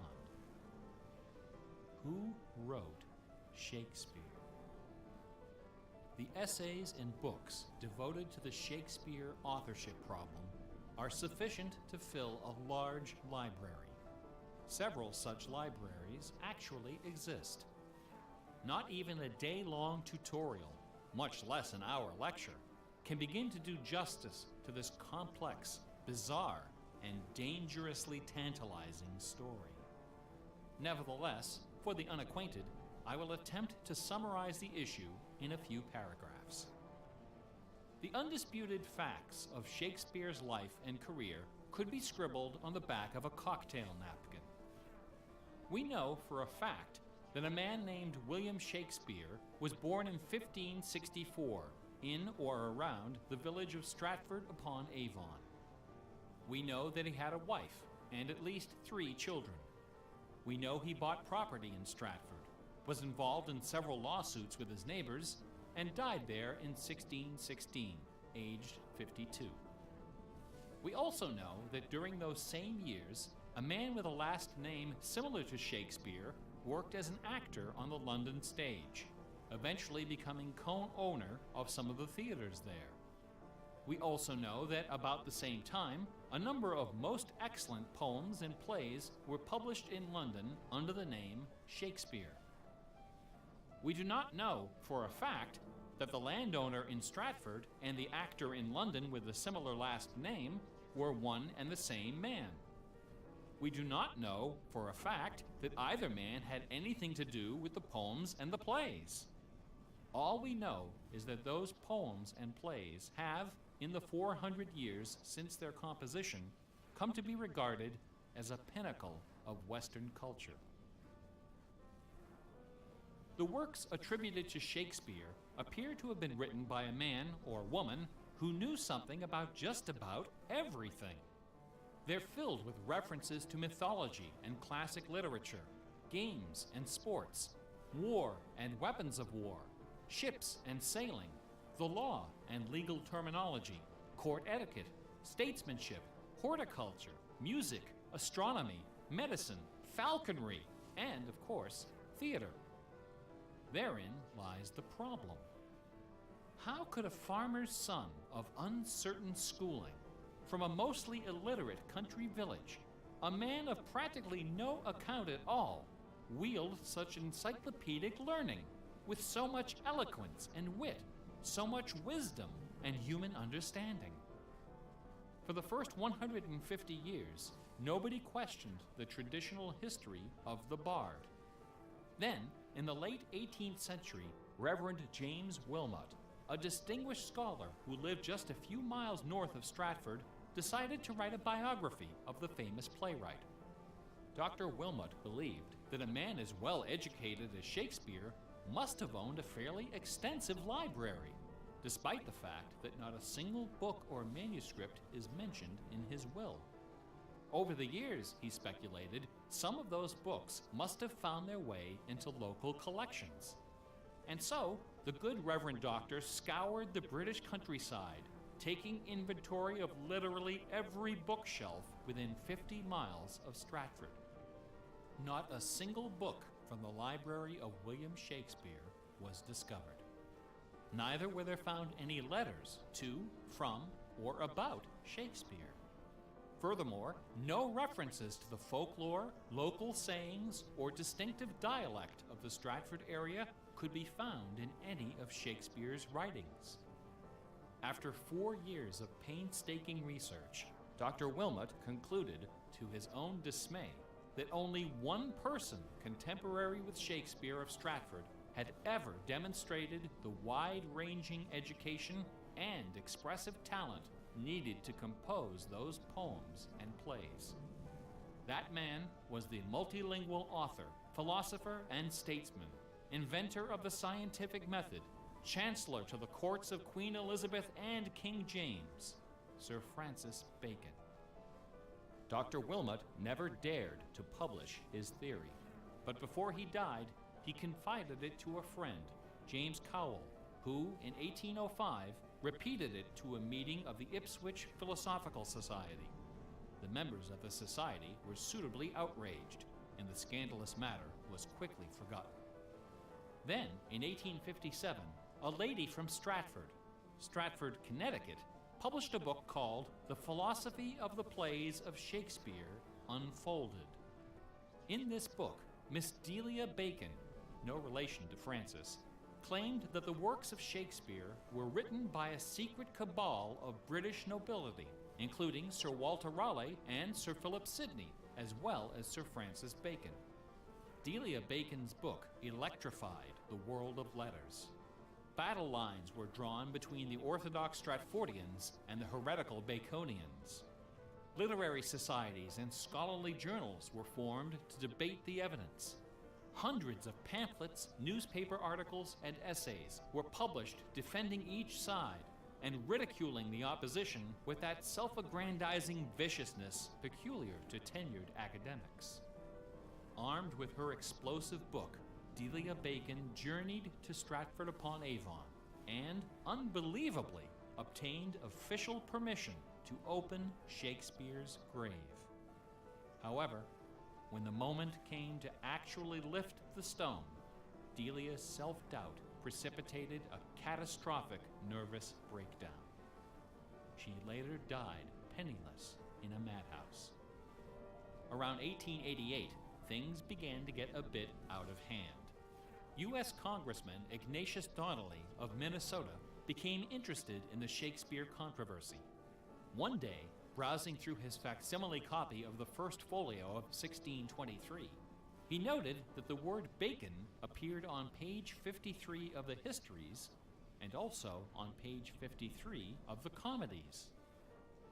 He also noted that Sir Francis Bacon had written extensively on the subject of cryptography. Donnelly began counting line and page numbers, adding and subtracting letters, drawing lines over sentences, circling words, and crossing them out. The result was a complex and virtually incomprehensible algorithm, which he claimed was invented by Bacon to hide secret messages inside the First Folio. The greatest Easter egg hunt in the history of Western civilization had begun. Here are just a couple of the sillier highlights. A doctor named Orville Owen of Detroit constructed a bizarre research tool he called the Wheel of Fortune. This wheel consisted of 2 giant wooden spools wrapped with a strip of canvas 2 feet wide and 1,000 feet long. Onto this canvas, he glued the separate pages of the complete works of Bacon, Shakespeare, Marlowe, Greene, Peele, and Spenser, together with Burton's Anatomy of Melancholy. By cranking the spools back and forth, Dr. Owen could quickly zip across the pages in search of clues and cross-references. Employing a large team of secretaries and stenographers, Owen claimed to have uncovered a complete alternative history of Elizabethan England, as well as several entirely new Shakespeare plays and sonnets. Listen to this hidden verse, supposedly penned by the mighty bard himself, which inspired Dr. Owen to build his Wheel of Fortune. Take your knife and cut all our books asunder, and set the leaves on a great firm wheel, which rolls and rolls, and turning the fickle rolling wheel, throw your eyes upon Fortune, that goddess blind, that stands upon a spherical stone, that turning and inconstant rolls in restless variation. After publishing 5 thick volumes of this rubbish, Owen announced the discovery of an anagram, indicating that Bacon's original manuscripts were buried near Chepstow Castle on the River Wye. Owen spent the next 15 years and thousands of dollars excavating the bed of the river with boat crews and high explosives. He died before anything was found. A fellow named Arnsberg wrote an entire book based on the analysis of the significance of a suspicious crack in the tomb of Bacon's mother. A Ray of Sanity finally appeared in 1957. To those familiar with the science of cryptology, the name William Friedman needs little introduction. During World War II, Colonel Friedman was the head of the U.S. Army's Cryptoanalytic Bureau. He is credited with cracking the Japanese Empire's most sensitive cipher. After the war, the colonel decided to apply his expertise to the study of the Shakespeare ciphers. He interviewed several of the experts in the field and prepared a detailed scientific analysis, which he published under the title The Shakespeare Ciphers Examined. His conclusion? In a word, bunk. According to the standards of cryptologic science, not one of the hidden messages purportedly discovered in Shakespeare's works was plausible. The rules used to extract these messages from the texts were non-rigorous, wildly subjective, and unrepeatable by anyone except the original decipherer. The people involved were not being dishonest. They were channeling their preconceptions. They were trapped in a labyrinth of delusion, mining order from chaos. Anglers in a lake of darkness. Lear, Act 3, Scene 6. You would think that Friedman's cold and ruthless exposure would be enough to silence the heretics once and for all. Not a chance. The books and TV specials and websites and conferences and doctoral dissertations keep right on coming. I should point out that the Shakespeare authorship issue is not only the preoccupation of cranks and weirdos. A substantial number of respected authors and Shakespeareans have expressed serious doubts about the traditional origin of the plays. The list includes Nathaniel Hawthorne, Ralph Waldo Emerson, Walt Whitman, Henry James, Sam Clemens, Sigmund Freud, Orson Welles, and Sir John Gielgud. Living skeptics include the artistic director of the New Globe Theatre, Mark Rylance, Michael York, Derek Jacobi, Kenneth Branagh, and even that most revered and scholarly of contemporary Shakespearean actors, Keanu Reeves. The current leading candidate for the authorship is Edward de Vere, the 17th Earl of Oxford, a theory first proposed in 1920 by an English schoolmaster with the unfortunate name J. Thomas Looney. What is it about Bach, the Bible, and the works of Shakespeare that inspires this intense scrutiny? Nobody's looking for acrostics in Chaucer or Keats. There are no hit CDs of the secret chorales of Wagner or Beethoven. For the answer, we need to recognize the unique roles which the Bible and Shakespeare have played in the development of Western culture. No other single work of literature has influenced modern English more than the translation of the Holy Bible published in 1611 under the auspices of King James I. The King James Bible exemplifies the meaning of the word classic. It has been called the noblest monument of English prose, the very greatest achievement of the English language.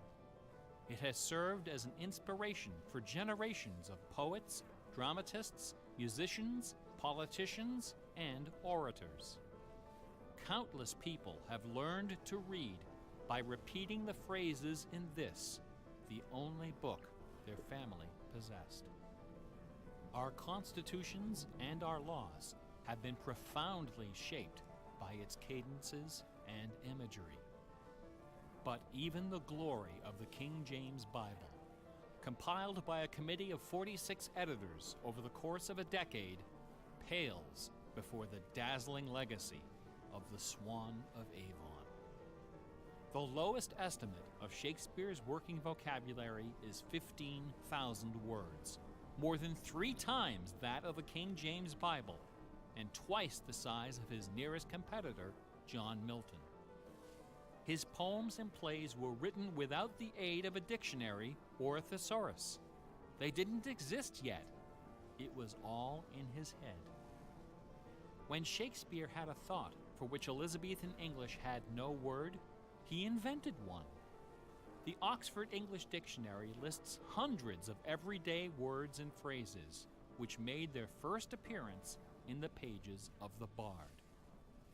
Addiction, alligator, assassination, bedroom, critic, dawn, design, dialogue, employer, film, glow, gloomy, gossip, hint, hurry, investment, lonely, luggage, manager, switch, torture, transcendence, wormhole, zany. Hamlet alone contains nearly 40 of these neologisms.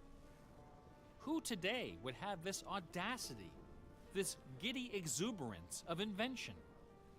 Only one other English author even approaches Shakespeare's facility for coining new words: Sir Francis Bacon. In the modern era, the record holder is Charles Dodgson, better known as Lewis Carroll, who, interestingly, also happens to be the second most quoted author in English, after Shakespeare.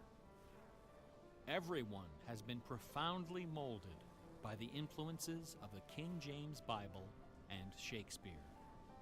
Like it or not, all of us peer at the world through the lenses of these great works. They are the primary source documents of modern English thought, the style guides of our minds. Contemplating these dazzling jewels of wisdom and eloquence gives rise to an extraordinary feeling, a potent, rare, and precious emotion with the potential to completely upset your life.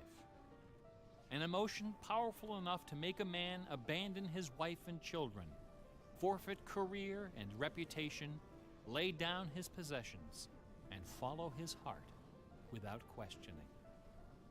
That sweet, sweet fusion of wonder and fear, irresistible attraction, and soul-numbing dread known as awe. Awe is the grail of artistic achievement. No other human emotion possesses such raw, transformative power, and none is more difficult to evoke. Few and far between are the works of man that qualify as truly awesome.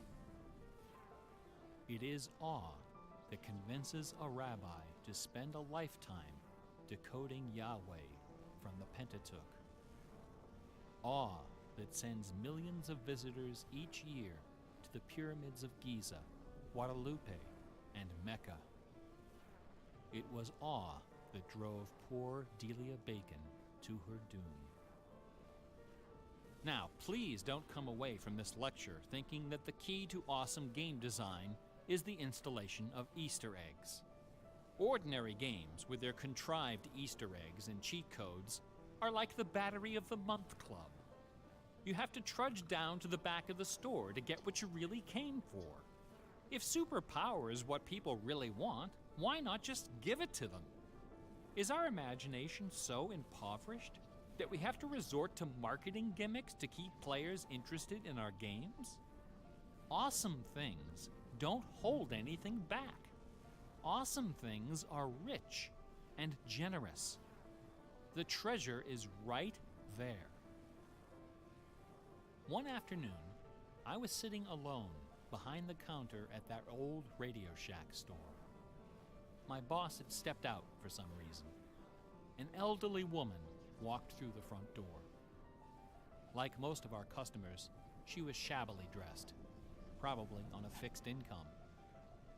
I assumed she was there for her free battery, but instead, she placed a portable radio on the counter. This little radio came from the days when they boasted about the number of transistors inside on the case. It was completely wrapped in dirty white medical tape. The woman looked at me and asked, "Can you fix this?" Slowly, I unwrapped the medical tape, peeling away the layers until the back cover of the radio fell off, accompanied by a cloud of red dust. The interior of the radio was half eaten away by battery leakage and corrosion. I looked at the radio. I looked at the old woman. I looked back at the radio.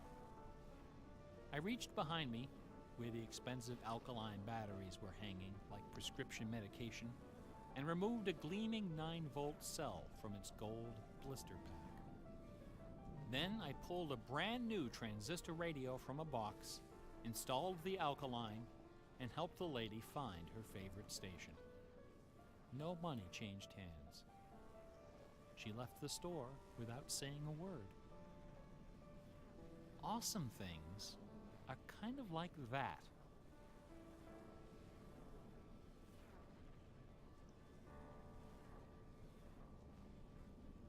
Bach offered his students very specific insight into the source of awe. In addition to BACH, 2 other sets of initials are also associated with Bach's music. These initials are not hidden in the notes. Instead, they're scrawled right across the top of the manuscript for the whole world to see. The initials are SDG and JJ. SDG stands for the Latin phrase Sole Deo Gloria, to the glory of God alone. JJ stands for Jesu Juva, help me, Jesus. Bach wrote all of his great masterpieces sub specie aeternitatis, under the aspect of eternity. He did not compose only to please his sponsors or to win the approval of an audience. His work was his worship. Bach once wrote, "Music should have no other end and aim than the glory of God and the recreation of the soul. Where this is not kept in mind, there is no true music, but only an infernal clamor and ranting." The name of the power that moves you is not important. What is important is that you are moved.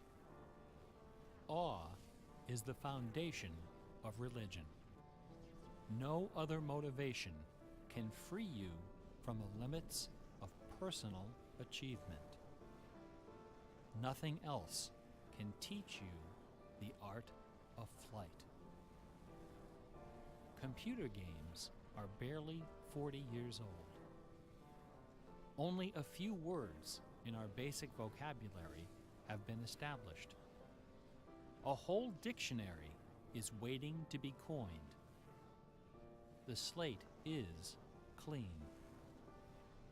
Someday soon, perhaps even in our lifetime, a game design will appear that will flash across our culture like lightning. It will be easy to recognize. It will be generous, giddy with exuberant inventiveness.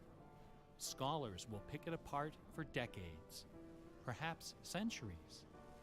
It will be something wonderful, something terrifying, something awful.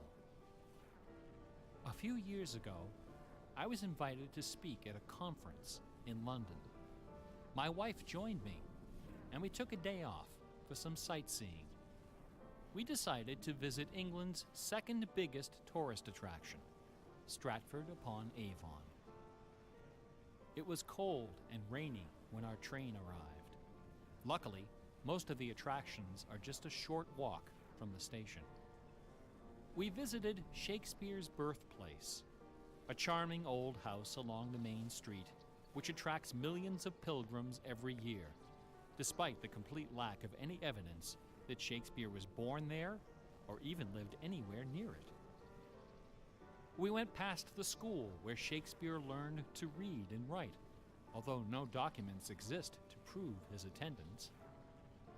We visited Anne Hathaway's cottage, the rustic country farm where his wife spent her childhood, although no record shows anyone by that name ever having lived there. Finally, we came to the one location undeniably associated with Shakespeare, Trinity Parish Church, on the banks of the River Avon, where a man by that name is buried.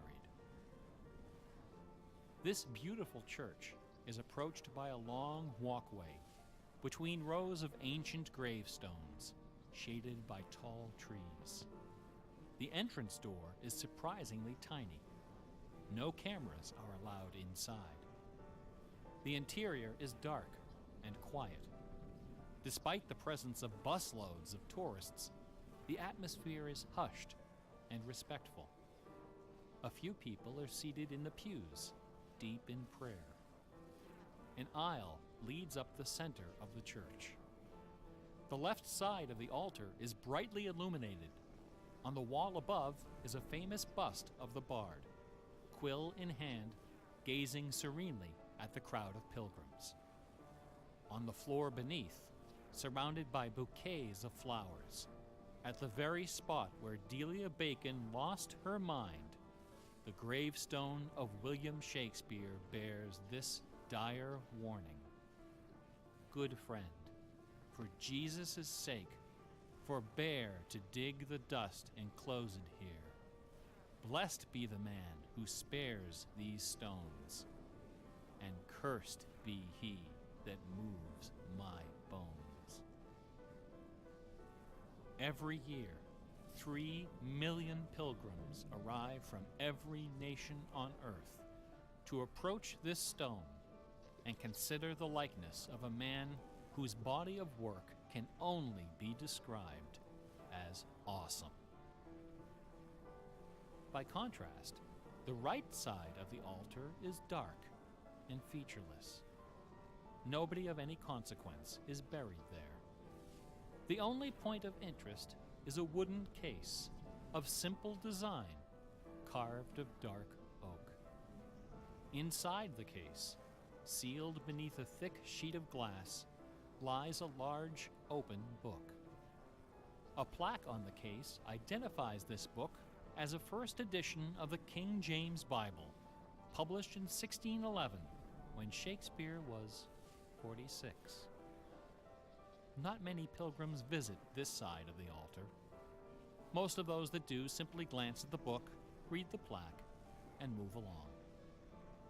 A few, more observant, note that the Bible happens to be opened to a page in the Old Testament, the book of Psalms, chapter 46. No explanation is given for this particular choice of pages. For the initiated, none is necessary. If you are of inquisitive bent, if you are intrigued by English history and literature, if you value your peace of mind, cover your ears now. In the year 1900, a scholar noticed something about the King James translation of Psalm 46. something terrifying, something wonderful. The 46th word from the beginning of Psalm 46 is shake. The 46th word from the end is spear. There are only two possibilities here. Either this is the finest coincidence ever recorded in the history of world literature, or it is not. The Earth revolves around only one sun and has only one moon. The moon happens to be 400 times smaller than the sun.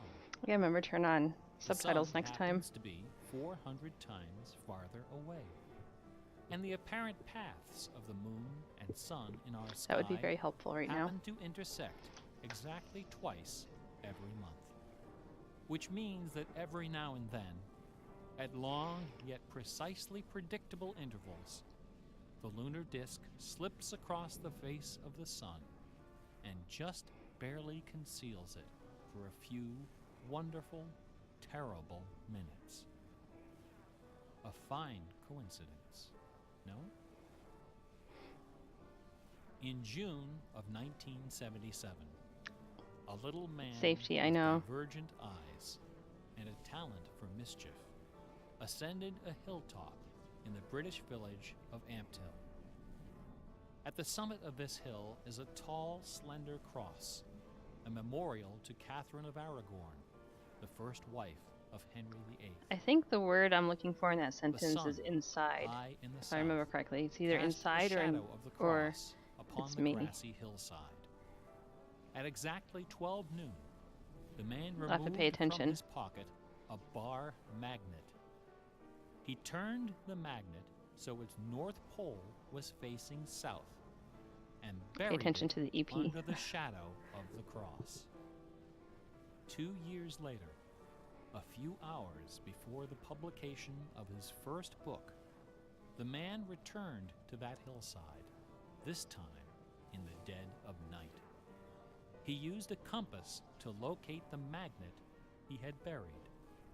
In that same place, he dug a hole in the ground and placed inside a ceramic container inscribed with the following words: I am the keeper here we of the jewel of masquerade, which lies waiting safe inside me. Yay! This one's gotta go like here.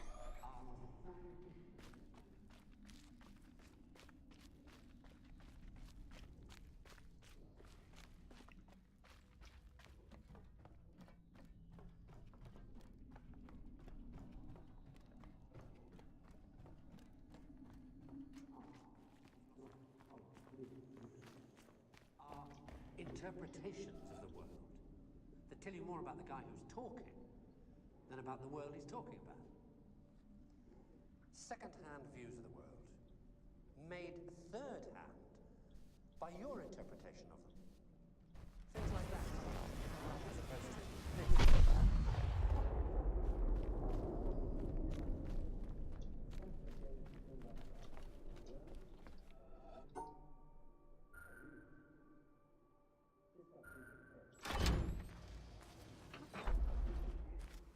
All right, windmill.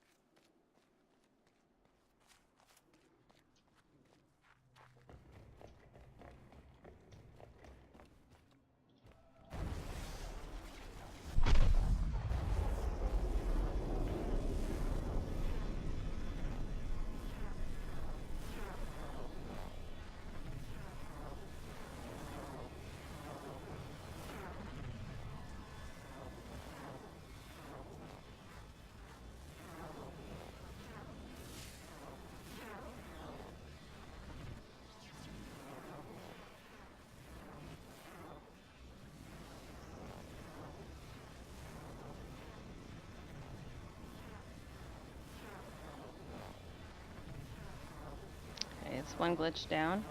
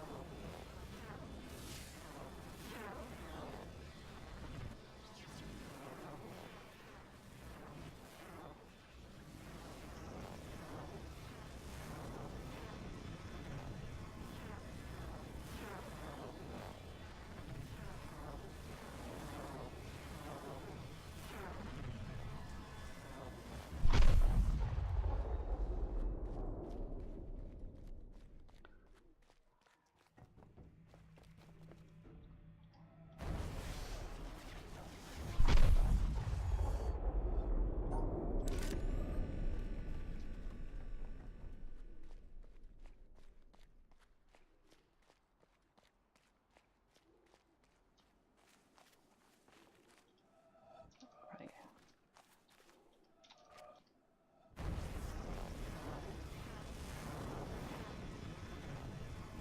Probably could have gotten farther away, but I just kind of want this windmill over. I don't want to risk it.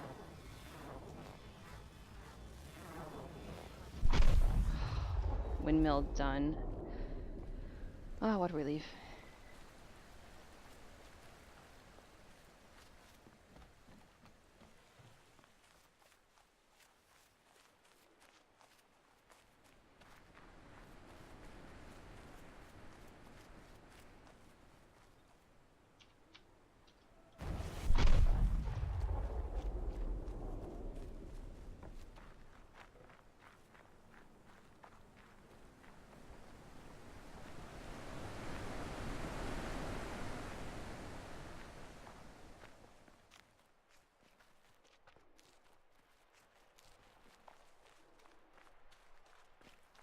There's my boat as expected. Excellent.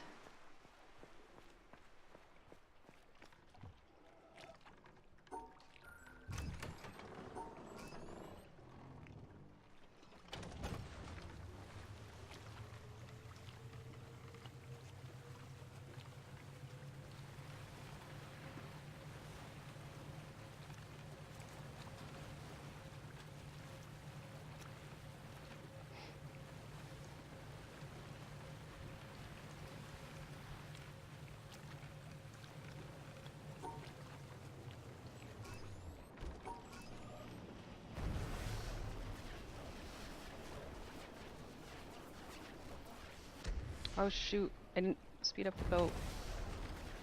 Oh, I was so excited I got it. Wait, did I? Maybe I did.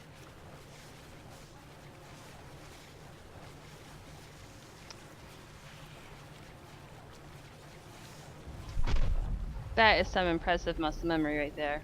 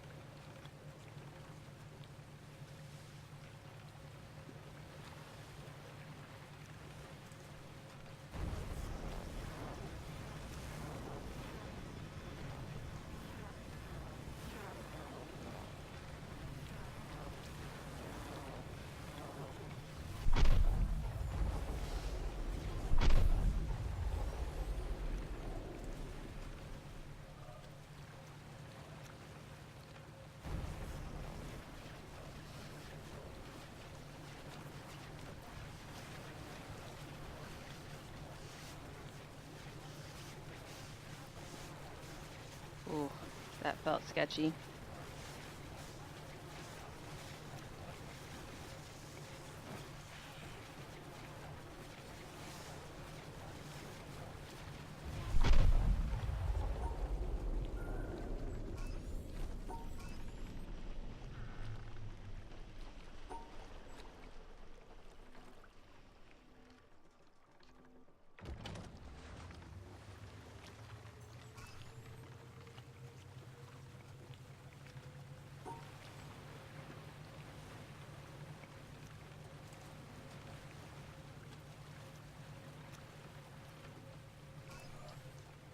Oh, a little bit too soon, that's okay. Better than missing it.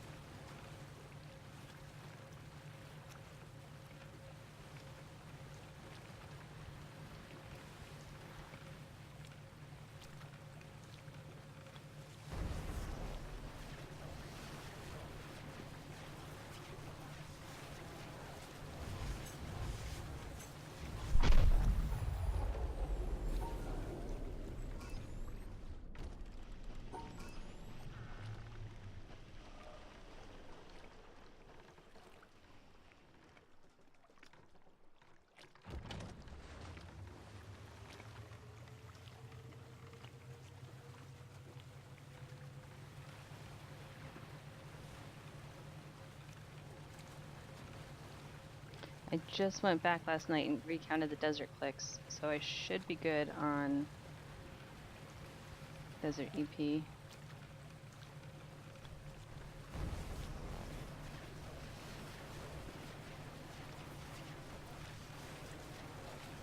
I don't even know why my hand's on the keyboard. I shouldn't be touching anything.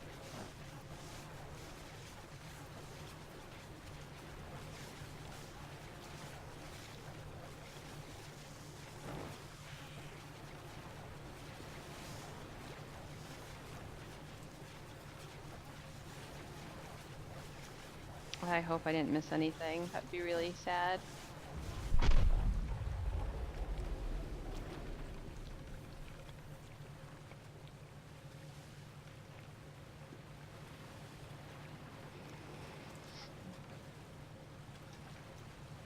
Count was right at the Blanca beater though.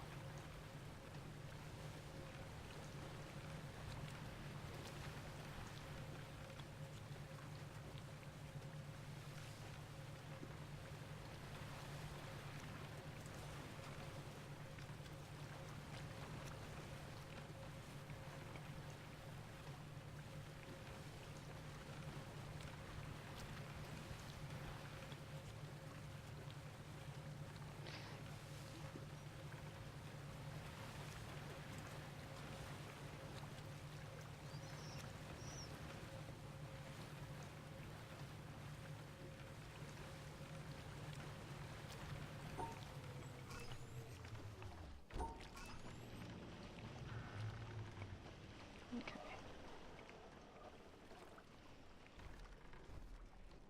I went one click too far, but I was scared. At 15, it's like right on the money.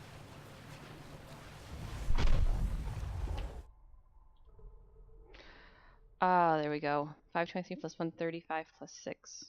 That makes me happy.